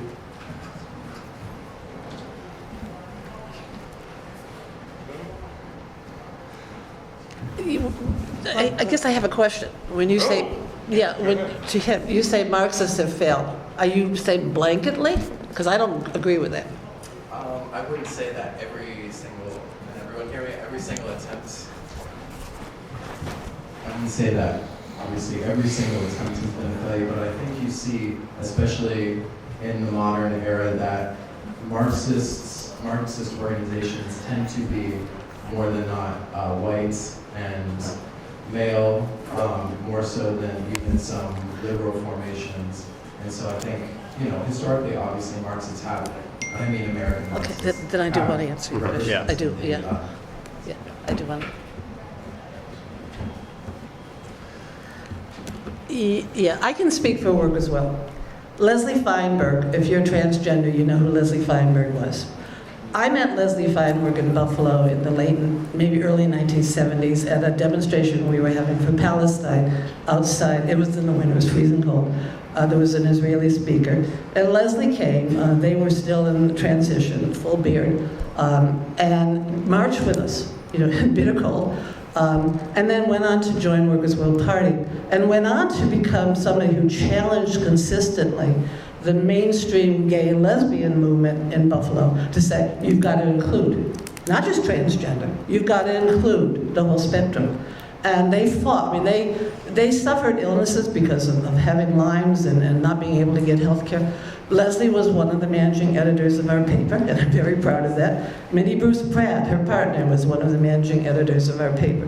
Workers' World has always consistently reached out to grow our ranks to be multinational. We have been that from the get-go, and we will be that. And a lot of our leadership are women and trans people, and that will continue to be the case. So I can only speak for us. I can't speak for everybody else on this panel, and that's why I asked. Yeah, I think that's a superb question. I think, so criticism is sort of a process of construction and not purification. And so often I think the key way to kind of,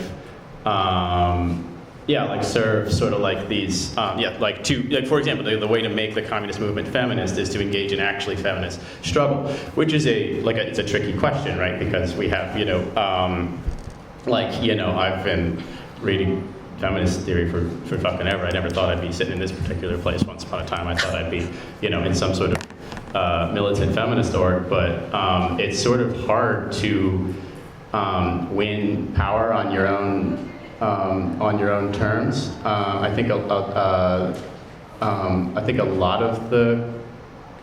of it comes down to just cultural revolution and sort of like aggressively,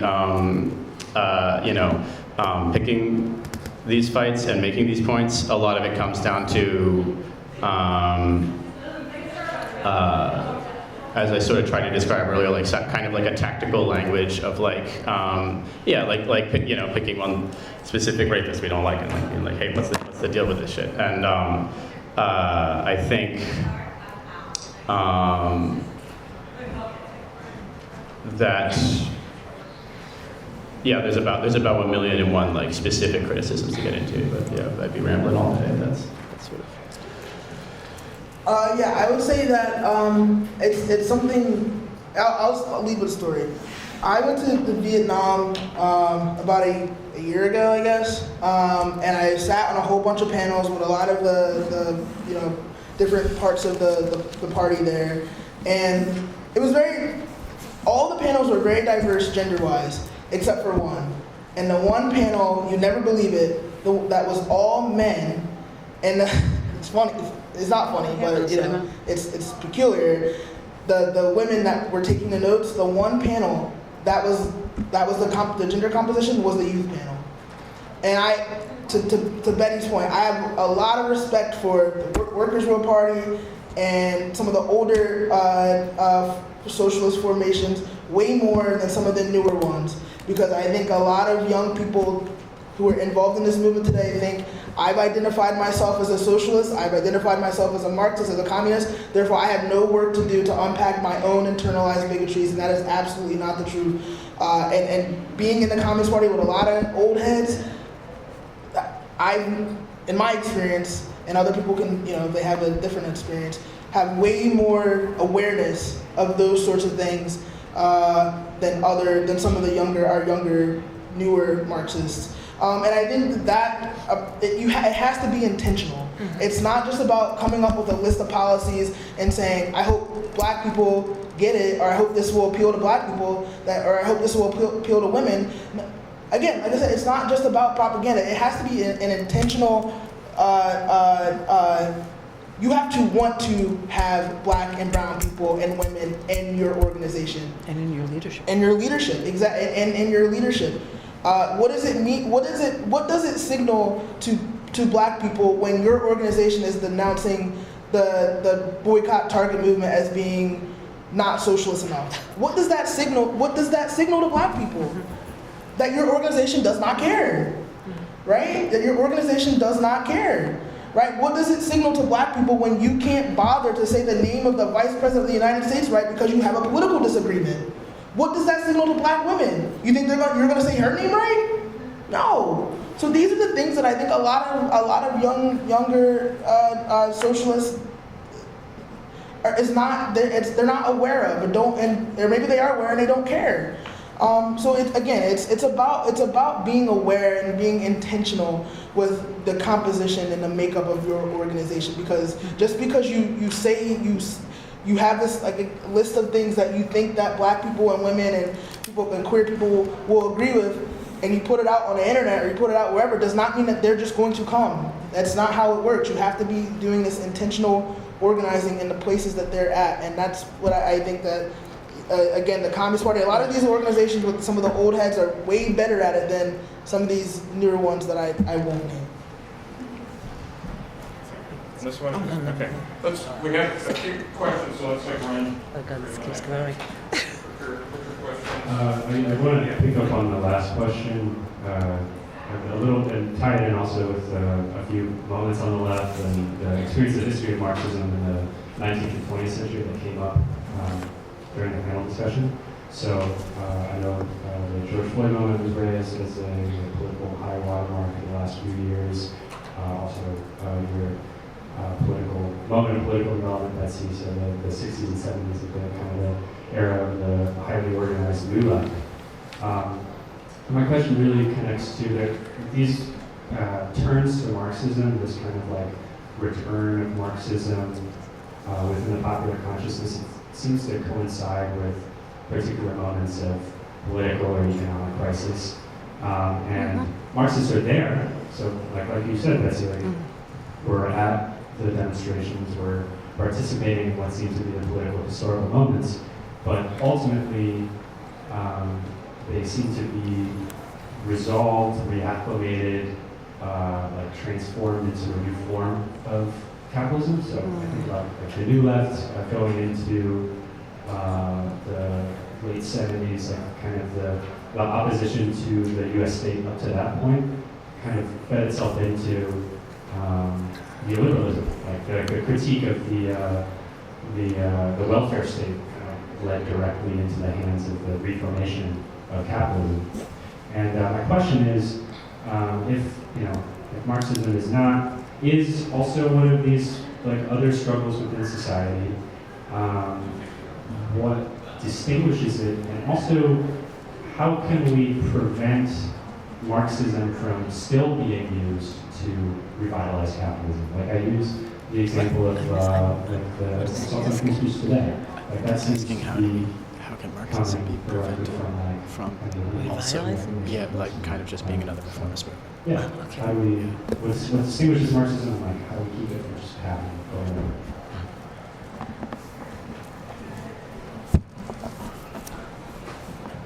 Well, I found it hard to follow everything you were saying, but I think you were talking about cancel culture. That's, I mean, I don't know. That's an example. But Yeah. It's really like there are these mass movements of protest or economic crisis that seem to tend to lead to like a rediscovery of Marxism every generation or so. And it's like, how do we make good of that repeated historical? I don't see any big rediscovery. I don't think Marxism hardly exists in the United States. I don't think you can point to many Marxist parties in the world today. I don't think they exist in large scale. The consciousness is backward in the United States in the working class. But I think I want to just address something which I think, it hasn't really come up too much. I thought maybe you alluded to it, but I think this cancel culture of going after people and trying to prevent them from speaking, by canceling them is extremely dangerous. And the thing that I find is that this is increasingly coming not just from the right, but also from middle-class left radicals to prevent people from speaking about different questions. And I find this very dangerous. And you're seeing the normalization of violence, which I think is extremely serious and dangerous to the working class.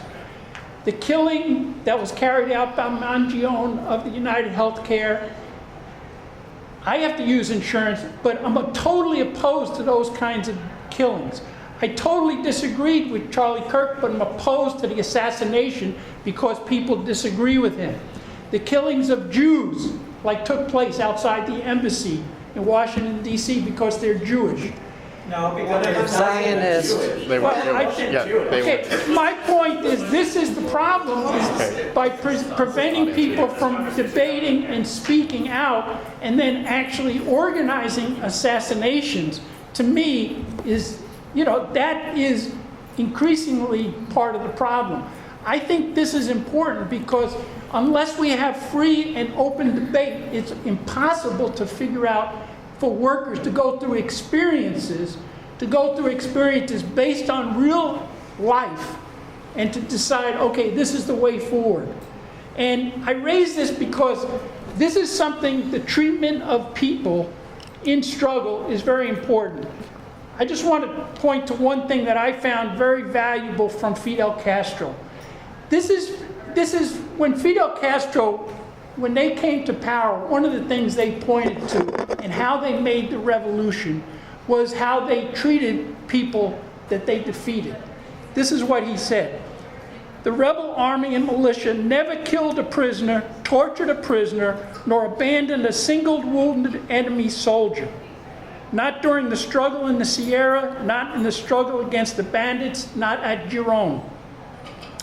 That is a matter of principle, of ethics in our armed forces. This is something we demanded from the beginning of the revolutionary struggle.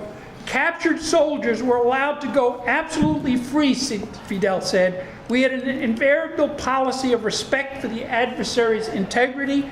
There were cases of enlisted men who surrendered as many as 3 times, and 3 times we would release them. Since we disembarked from the Grandma, our guidelines have been, quote, no assassinations, no civilian victims, no use of the methods of terror, no acts in which innocent people might be killed. That's not contemplated in any revolutionary doctrine. No war is ever won through terrorism. It is that simple. Because if you employ terrorism, you earn the opposition hatred and the rejection of those whom you need in order to win the war. That's why their revolution was so successful with minimal bloodshed. I raise this because we're finding increasingly the use of violence against people that people disagree with. And it's even leading to assassinations. And after Mangione assassinated the United Healthcare, there was an explosion of support for the assassination. To me, this is outrageous. This is the terrorism that it's totally against organizing the working class to be able to go through its experience, as opposed to just assassinating people.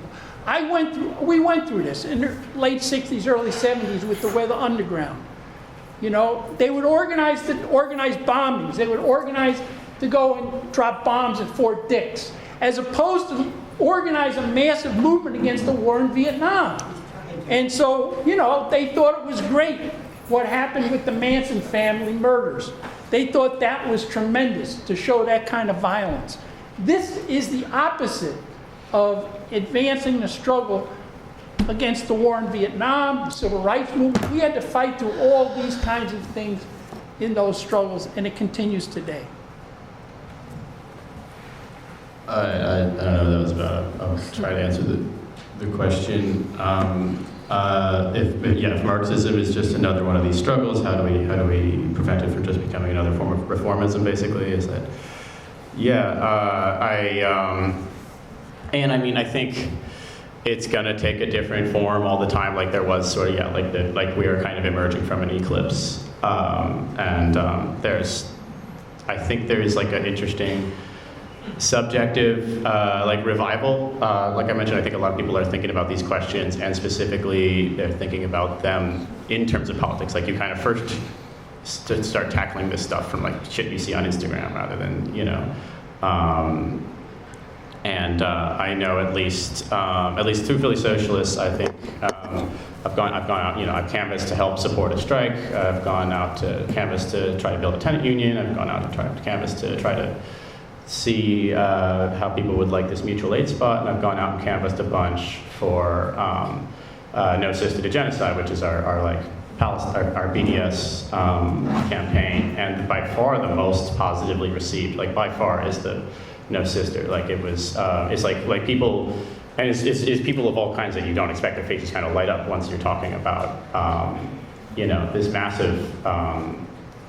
They see you with a clipboard and they go, oh, they see you talking about Palestine, they're very excited. I think basically, I think the core of any politics that actually transforms society has to take the people think as kind of the center question, and like sort of like awaken in folks through political education that like the world just depends on us. There's no real egregore,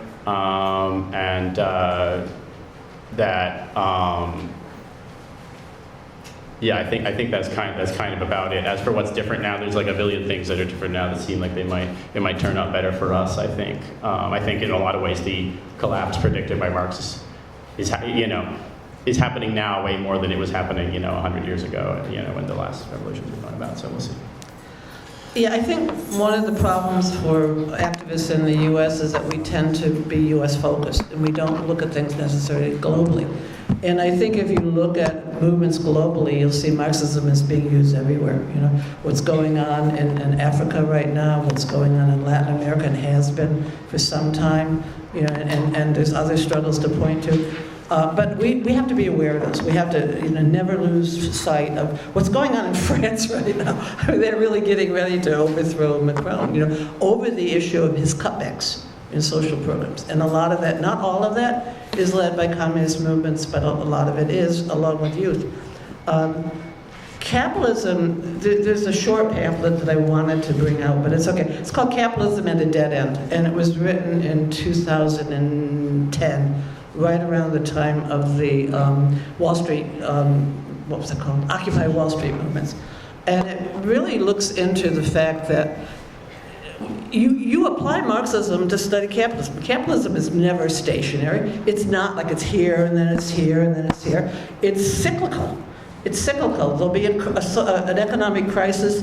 They'll go to some war to solve it, or they'll dump trillions and trillions of dollars into the banks like they did in 2008 to solve their crisis. And then it'll come up in another crisis and another crisis. And a lot of that is because their whole intent to make money is they introduce more and more technology. They push the level of wages and skills of workers further and further down to the point that they don't need them anymore. They think they don't need them. You know, they will replace workers thinking, workers acting, workers singing with artificial intelligence, which was really, artificial intelligence is a super exploitation of millions of workers globally to create artificial intelligence. It didn't come out of a machine, it came from human labor. But that's what capitalists are at the point of exploiting. I think, you know, we face a major crisis in this country because Marxism was not part of our upbringing. Marxism was not, I didn't study Marxism in high school or college until much later. You know, you had to go search for it. You had to go want to look for it. There was not a Marxist-Leninist party that was sufficiently large enough because they broke back of the CP and the McCarthy period. You know, and you could go back further on that. So we're kind of making it up all over again. But we are seeing movements, we are seeing growth, we are seeing increasingly younger people challenging the conditions of their existence and saying, I want something better. You know, the study I referred to in my talk, you know, the major bourgeois media says we find that like a significant percentage of young people want socialism. Yeah, I think I have a couple points. I think we have to understand that the struggle against capitalism and the struggle to overthrow capitalism is a marathon and not a race. And it's going to ebb and flow a lot. It's going to be peaks, there's going to be valleys.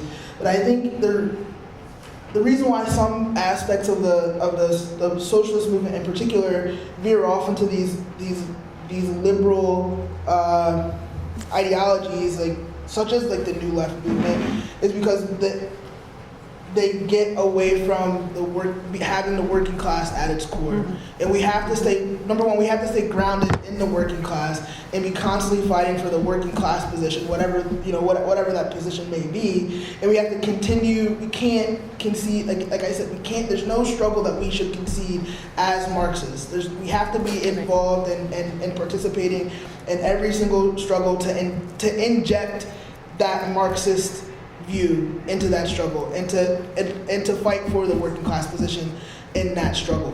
Whether that be a street demonstration, that like the 50-51 demonstrations. My critique of the 50-51 demonstrations isn't that they weren't the vernacular, the slogans weren't radical enough. It was that they didn't have a lot of working class, it didn't have a lot of organized working class participation in its very beginning. I didn't see a lot of unions there participating in those up until recently. It was going to change the other day. It has.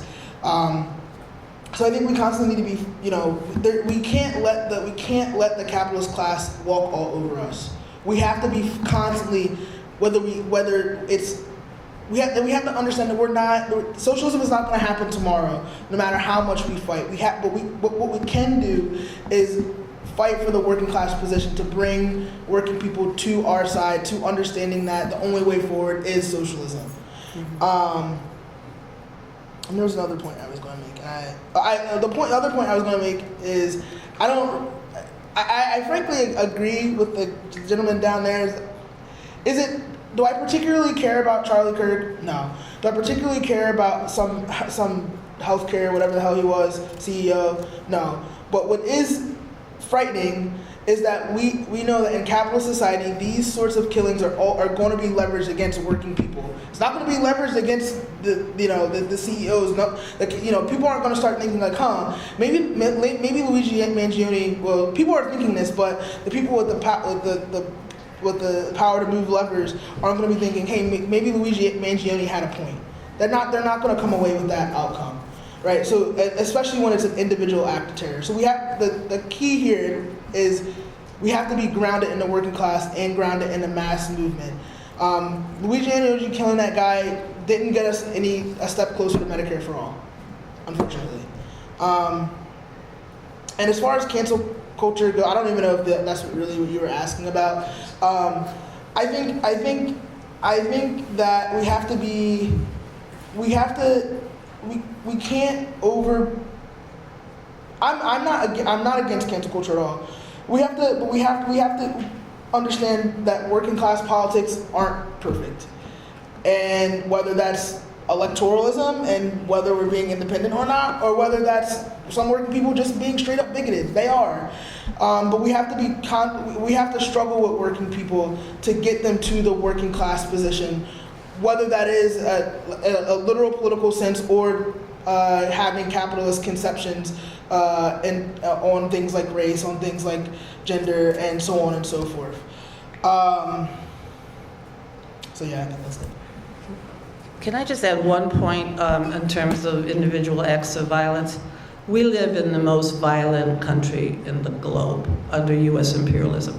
And I'm not a big supporter of individual acts of violence because I don't think they accomplish a lot. But let's be real about where the real source of violence is in this country. So we're going to get 2 questions. Yeah, so I guess just to that, right, like, I think just like London sort of couldn't have, he had strategic and tactical problems, not necessarily moral ones, and, you know, the people that killed the Tsar were on his list of statues to be raised. But I actually wanted to sort of, specifically in the spirit of criticism, self-criticism, direct a question to you, Chris, and about your newspaper. You know, so you talked a bit about, you know, your support for the IDF's terror and genocide in Gaza, and also your newspaper publishes all sorts of like really vile chauvinism and, you know, attacks on transgender women particularly. And I sort of wanted to ask how you reconcile that with, like, you know, you started with stuff that I really agree with, that it is not a sort of abstract principle. Marxism is not an abstract principle. It is, you know, as Marx put it, you know, the real movement to abolish the present state of things, and like that's kind of a little bit before yours really Marxist, but that's aside. You know, it's about the concrete things. It's about the lessons learned from the working class movement, right? It's about historical and dialectical materialism and their application to the concrete conditions, concrete, you know, concrete times for concrete conditions.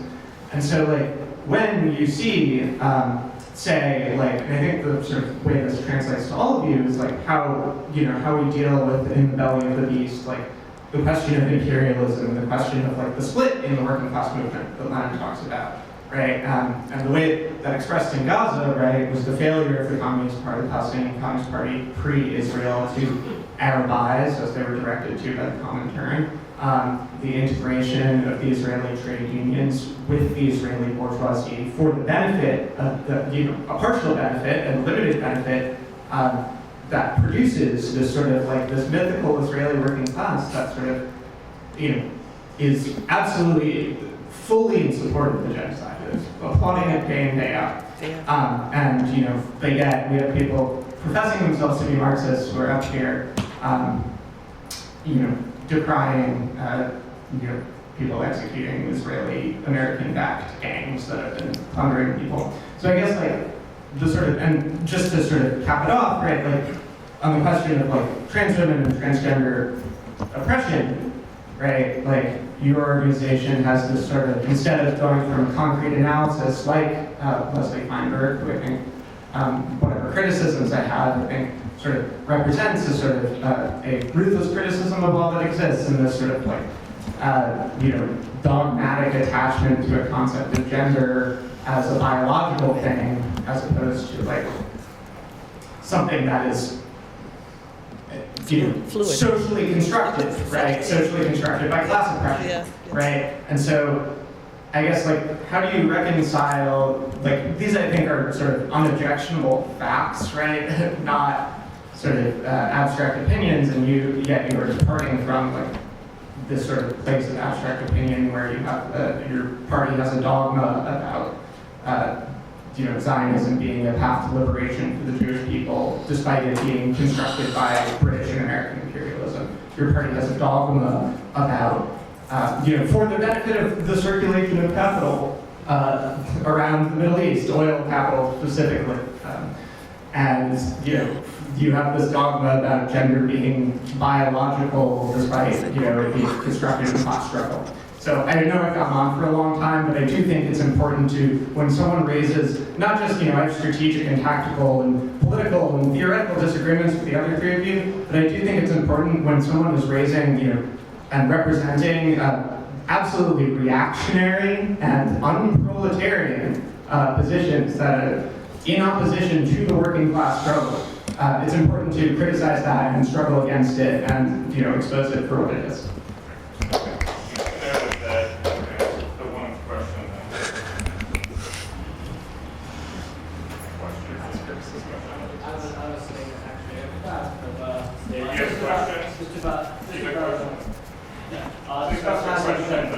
Yeah, okay, so just kind of talk about, sort of ask my question about class independence here. So as we can recall, Lenin said that one of among the aspects of Marxism is political imperialism, class struggle, and of course, fighting the dictatorship of the proletariat, what they call the dictatorship of the proletariat, right? Which really just means political power by the working class. And that, of course, as Marxists, we have to talk about a holistic struggle for this working class power, fighting for in the industry, fighting for strikes, street demonstrations, our civil liberties under attack right now, we have to fight for that, etc. But it also has a political dimension as well, right? So, Dom from Communist Party has been consistently saying we have to go into the Democratic Party, it's the capitalist party, in order to talk to working class people, in order to convince them, say, get Sherelle Parker elected, to convince them that Sherelle Parker is a bad person, right? Or not a bad person, but a capitalist, right? That good. But the thing is that I don't see how that is a zero-sum game between having your own independent policy and explaining to working class people our own independent policy as working people, convincing them that they can control the world and they don't have to have these. So why haven't you convinced them? Why haven't you convinced them? So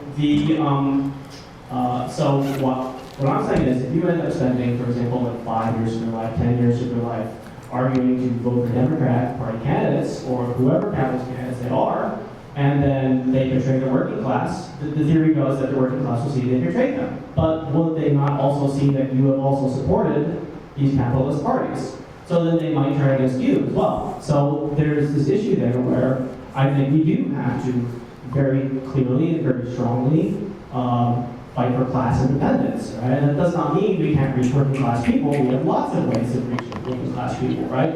But posing as people in a capitalist party isn't going to help differentiate us in a meaningful way. It's not educational for working class. That's all. So we're going to go to Kristen now because it's directed, and then of course we will be able to. And that will be like our ending because it's just starting to go to our concluding remarks as well. Well, I'm glad you raised some of these questions so we can get some clarity on this, because I think this is extremely important. I just want to deal with the Middle East right now. Okay, who is Hamas? Who is Hamas? Hamas's origins are in the reactionary Muslim Brotherhood, which formed an alliance with Hitler's Nazi Party in the 1930s. This is nonsense. That's reality.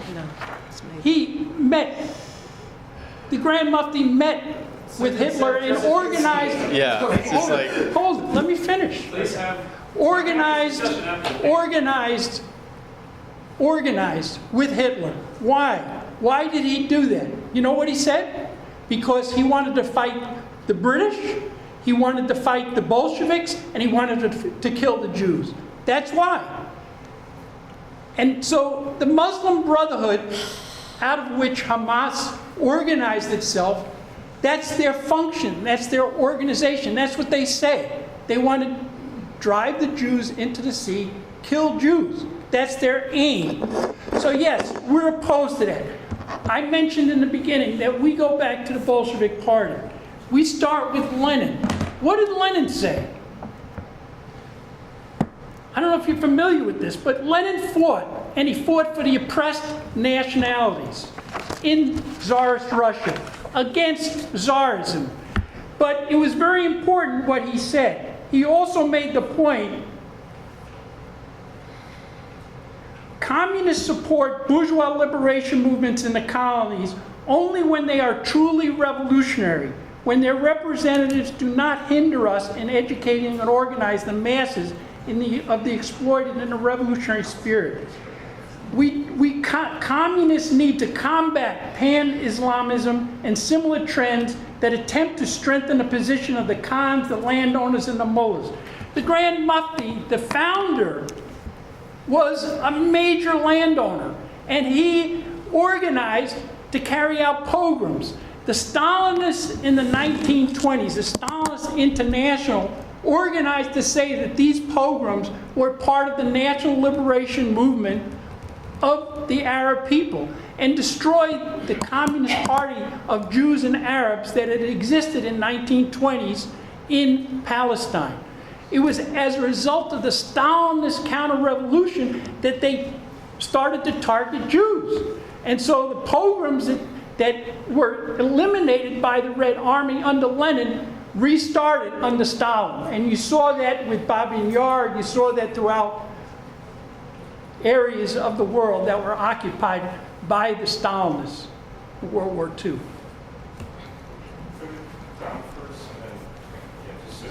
Yeah, that makes sense. Right, yeah. Yeah, I wanted to know what you thought about trans people because I'm a trans man, so I just want to make sure I'm in good company here. Nah. Okay, that's all I need to know. Yeah, it's a panel discussion. You guys can talk. Yeah, we have. You haven't mentioned that? No. Okay. Yeah, I didn't think so. Same guy couldn't say common. It was on TV for a whole fucking year. Couldn't get the name right. Anyways, listen, I'm not saying that the only place you can meet working people is in the Democratic Party. Of course not. Working people are in unions. Working people are in neighborhood organizations. They're on. You can meet them at Citizens Bank Park. You can meet them, at your kid's soccer game. You can meet working people anywhere. But in terms of getting the politically active working person who is engaged in political life already, where do you think you're going to meet that person? Where are you going to meet them? Tell me. Where are you going to meet them? Where are you going to meet the politically active working person who understands? Meet them in your own organization. How do you get them in your? How do you get them? Where? I really asked the audience to let him finish. Yeah. So I asked him a question, but I don't know, it was kind of rhetorical, maybe not. But my point is that independence is not just something you can declare. I can sit here and declare that the Communist Party is a politically independent party.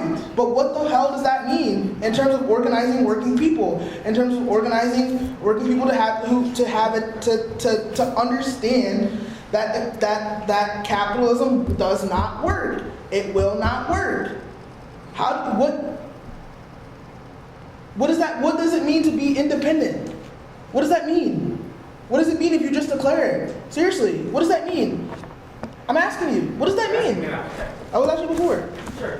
Well, if I may answer, it's not that you can't. It's not that you simply declare independence or not, by not fucking with the Capitalist Party, but it's the fact that when you lock with the Capitalist Party, when you vie for their politicians, yes, the working class has illusions in these politicians. And yes, they believe that a progressive Democrat will save them from Trump in cases. Certainly, yeah. But you, by going there and saying, let's support this lesser evil, let's support this Democrat or this Republican, you are politically, the question is a political one. You are politically supporting. It's an abstract one as well.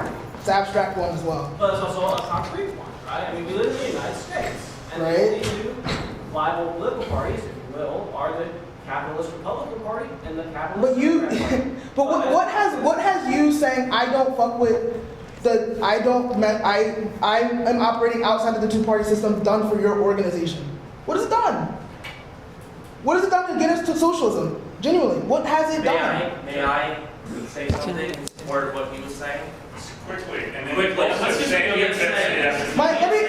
me just say that my point is that, and we can't underestimate the intelligence of working people. I think working people understand that the Democratic Party sucks. And I can go to a working person and say, this politician will be better for you as a worker, and I think you should join my organization because we're fighting for social. Working people aren't stupid. They get it. They understand it. I'm not taking any more questions, guys. Okay. But may I just say? No, I'm gonna pass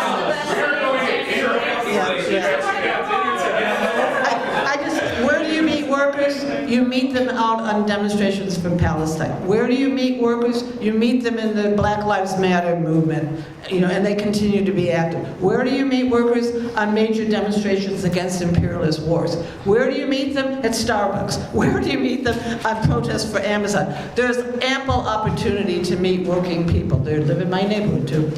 But telling them that the Democrats are the better choice or the lesser of the evils, they know that. They don't know. No, they know that's not true. They know that neither of those parties is good for them because they haven't done anything for them. If the Democrats were worth supporting, they would be arguing the shit against what Trump is doing right now, and they have their mouths sipped. They are saying almost nothing. But I want to get down to my closing remarks because we have a sign-up sheet back there. If you are interested in Workers' One Party, we welcome. We'll talk to you. We want to hear more from you. I appreciate that this protest that was called. But I think if we really, and we have to stop quoting Lenin and Stalin and Trotsky and so with remarks they made at a certain period in history and act as if that applies today. Because it doesn't. It doesn't. It's like, it doesn't apply. It applied when they were talking because of circumstances when they were talking, but as dialecticians, we know that circumstances change. And that's what Marx is about.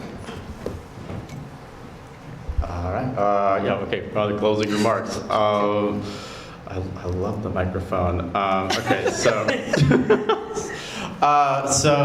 in terms of, I think there was speaking of, we are an organ, there's a sign-up sheet. I think there might have been, was materials printed out? Okay, cool. And so there's there's the panel program with all your materials. All right, fantastic. But I'll leave something out, and I'll probably get the social afterwards to talk about Philly Socialists. I will say there is so much to be done, and most of it so far has failed, so it's worth messing around. You don't want to do stuff that keeps not working. I do think Democratic Party anarchism keeps not working, but it's understandable to keep, none of us are fucking on top of it right now. So, I do think that people are political, but you can engage politically without engaging electorally. We can look at the Occupy ICE encampment that I think a couple orgs up here were involved in. Philly Socialist definitely was in it, and we got our demands. We got ICE's access revoked by blocking the entrance to the facility. ICE's access revoked to the Philly arrest data by blocking the facility for 6 days. You can look at the Iglesias Garden, which keeps making, they have political advocacy, but they aren't, they are fundamentally just a community, organization, and, or CARP, which keeps fighting the bullshit that, Sherelle Parker is trying to, just, stop people from handing out fucking, it's like the most absurd thing to hear that coming from a Democrat, but, and once again, there's something that they can do. There's something you can do week after week after week, which I think is important to keeping things alive in these times of ebb. And at the same time, it's not alien to politics to be, handing out free supplies and shit like that. Thank you all for your very thoughtful questions. Well, I want to plug my stuff.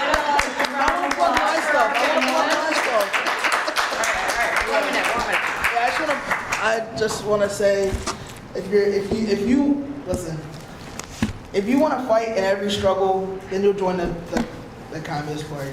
And if not, then I don't give a shit.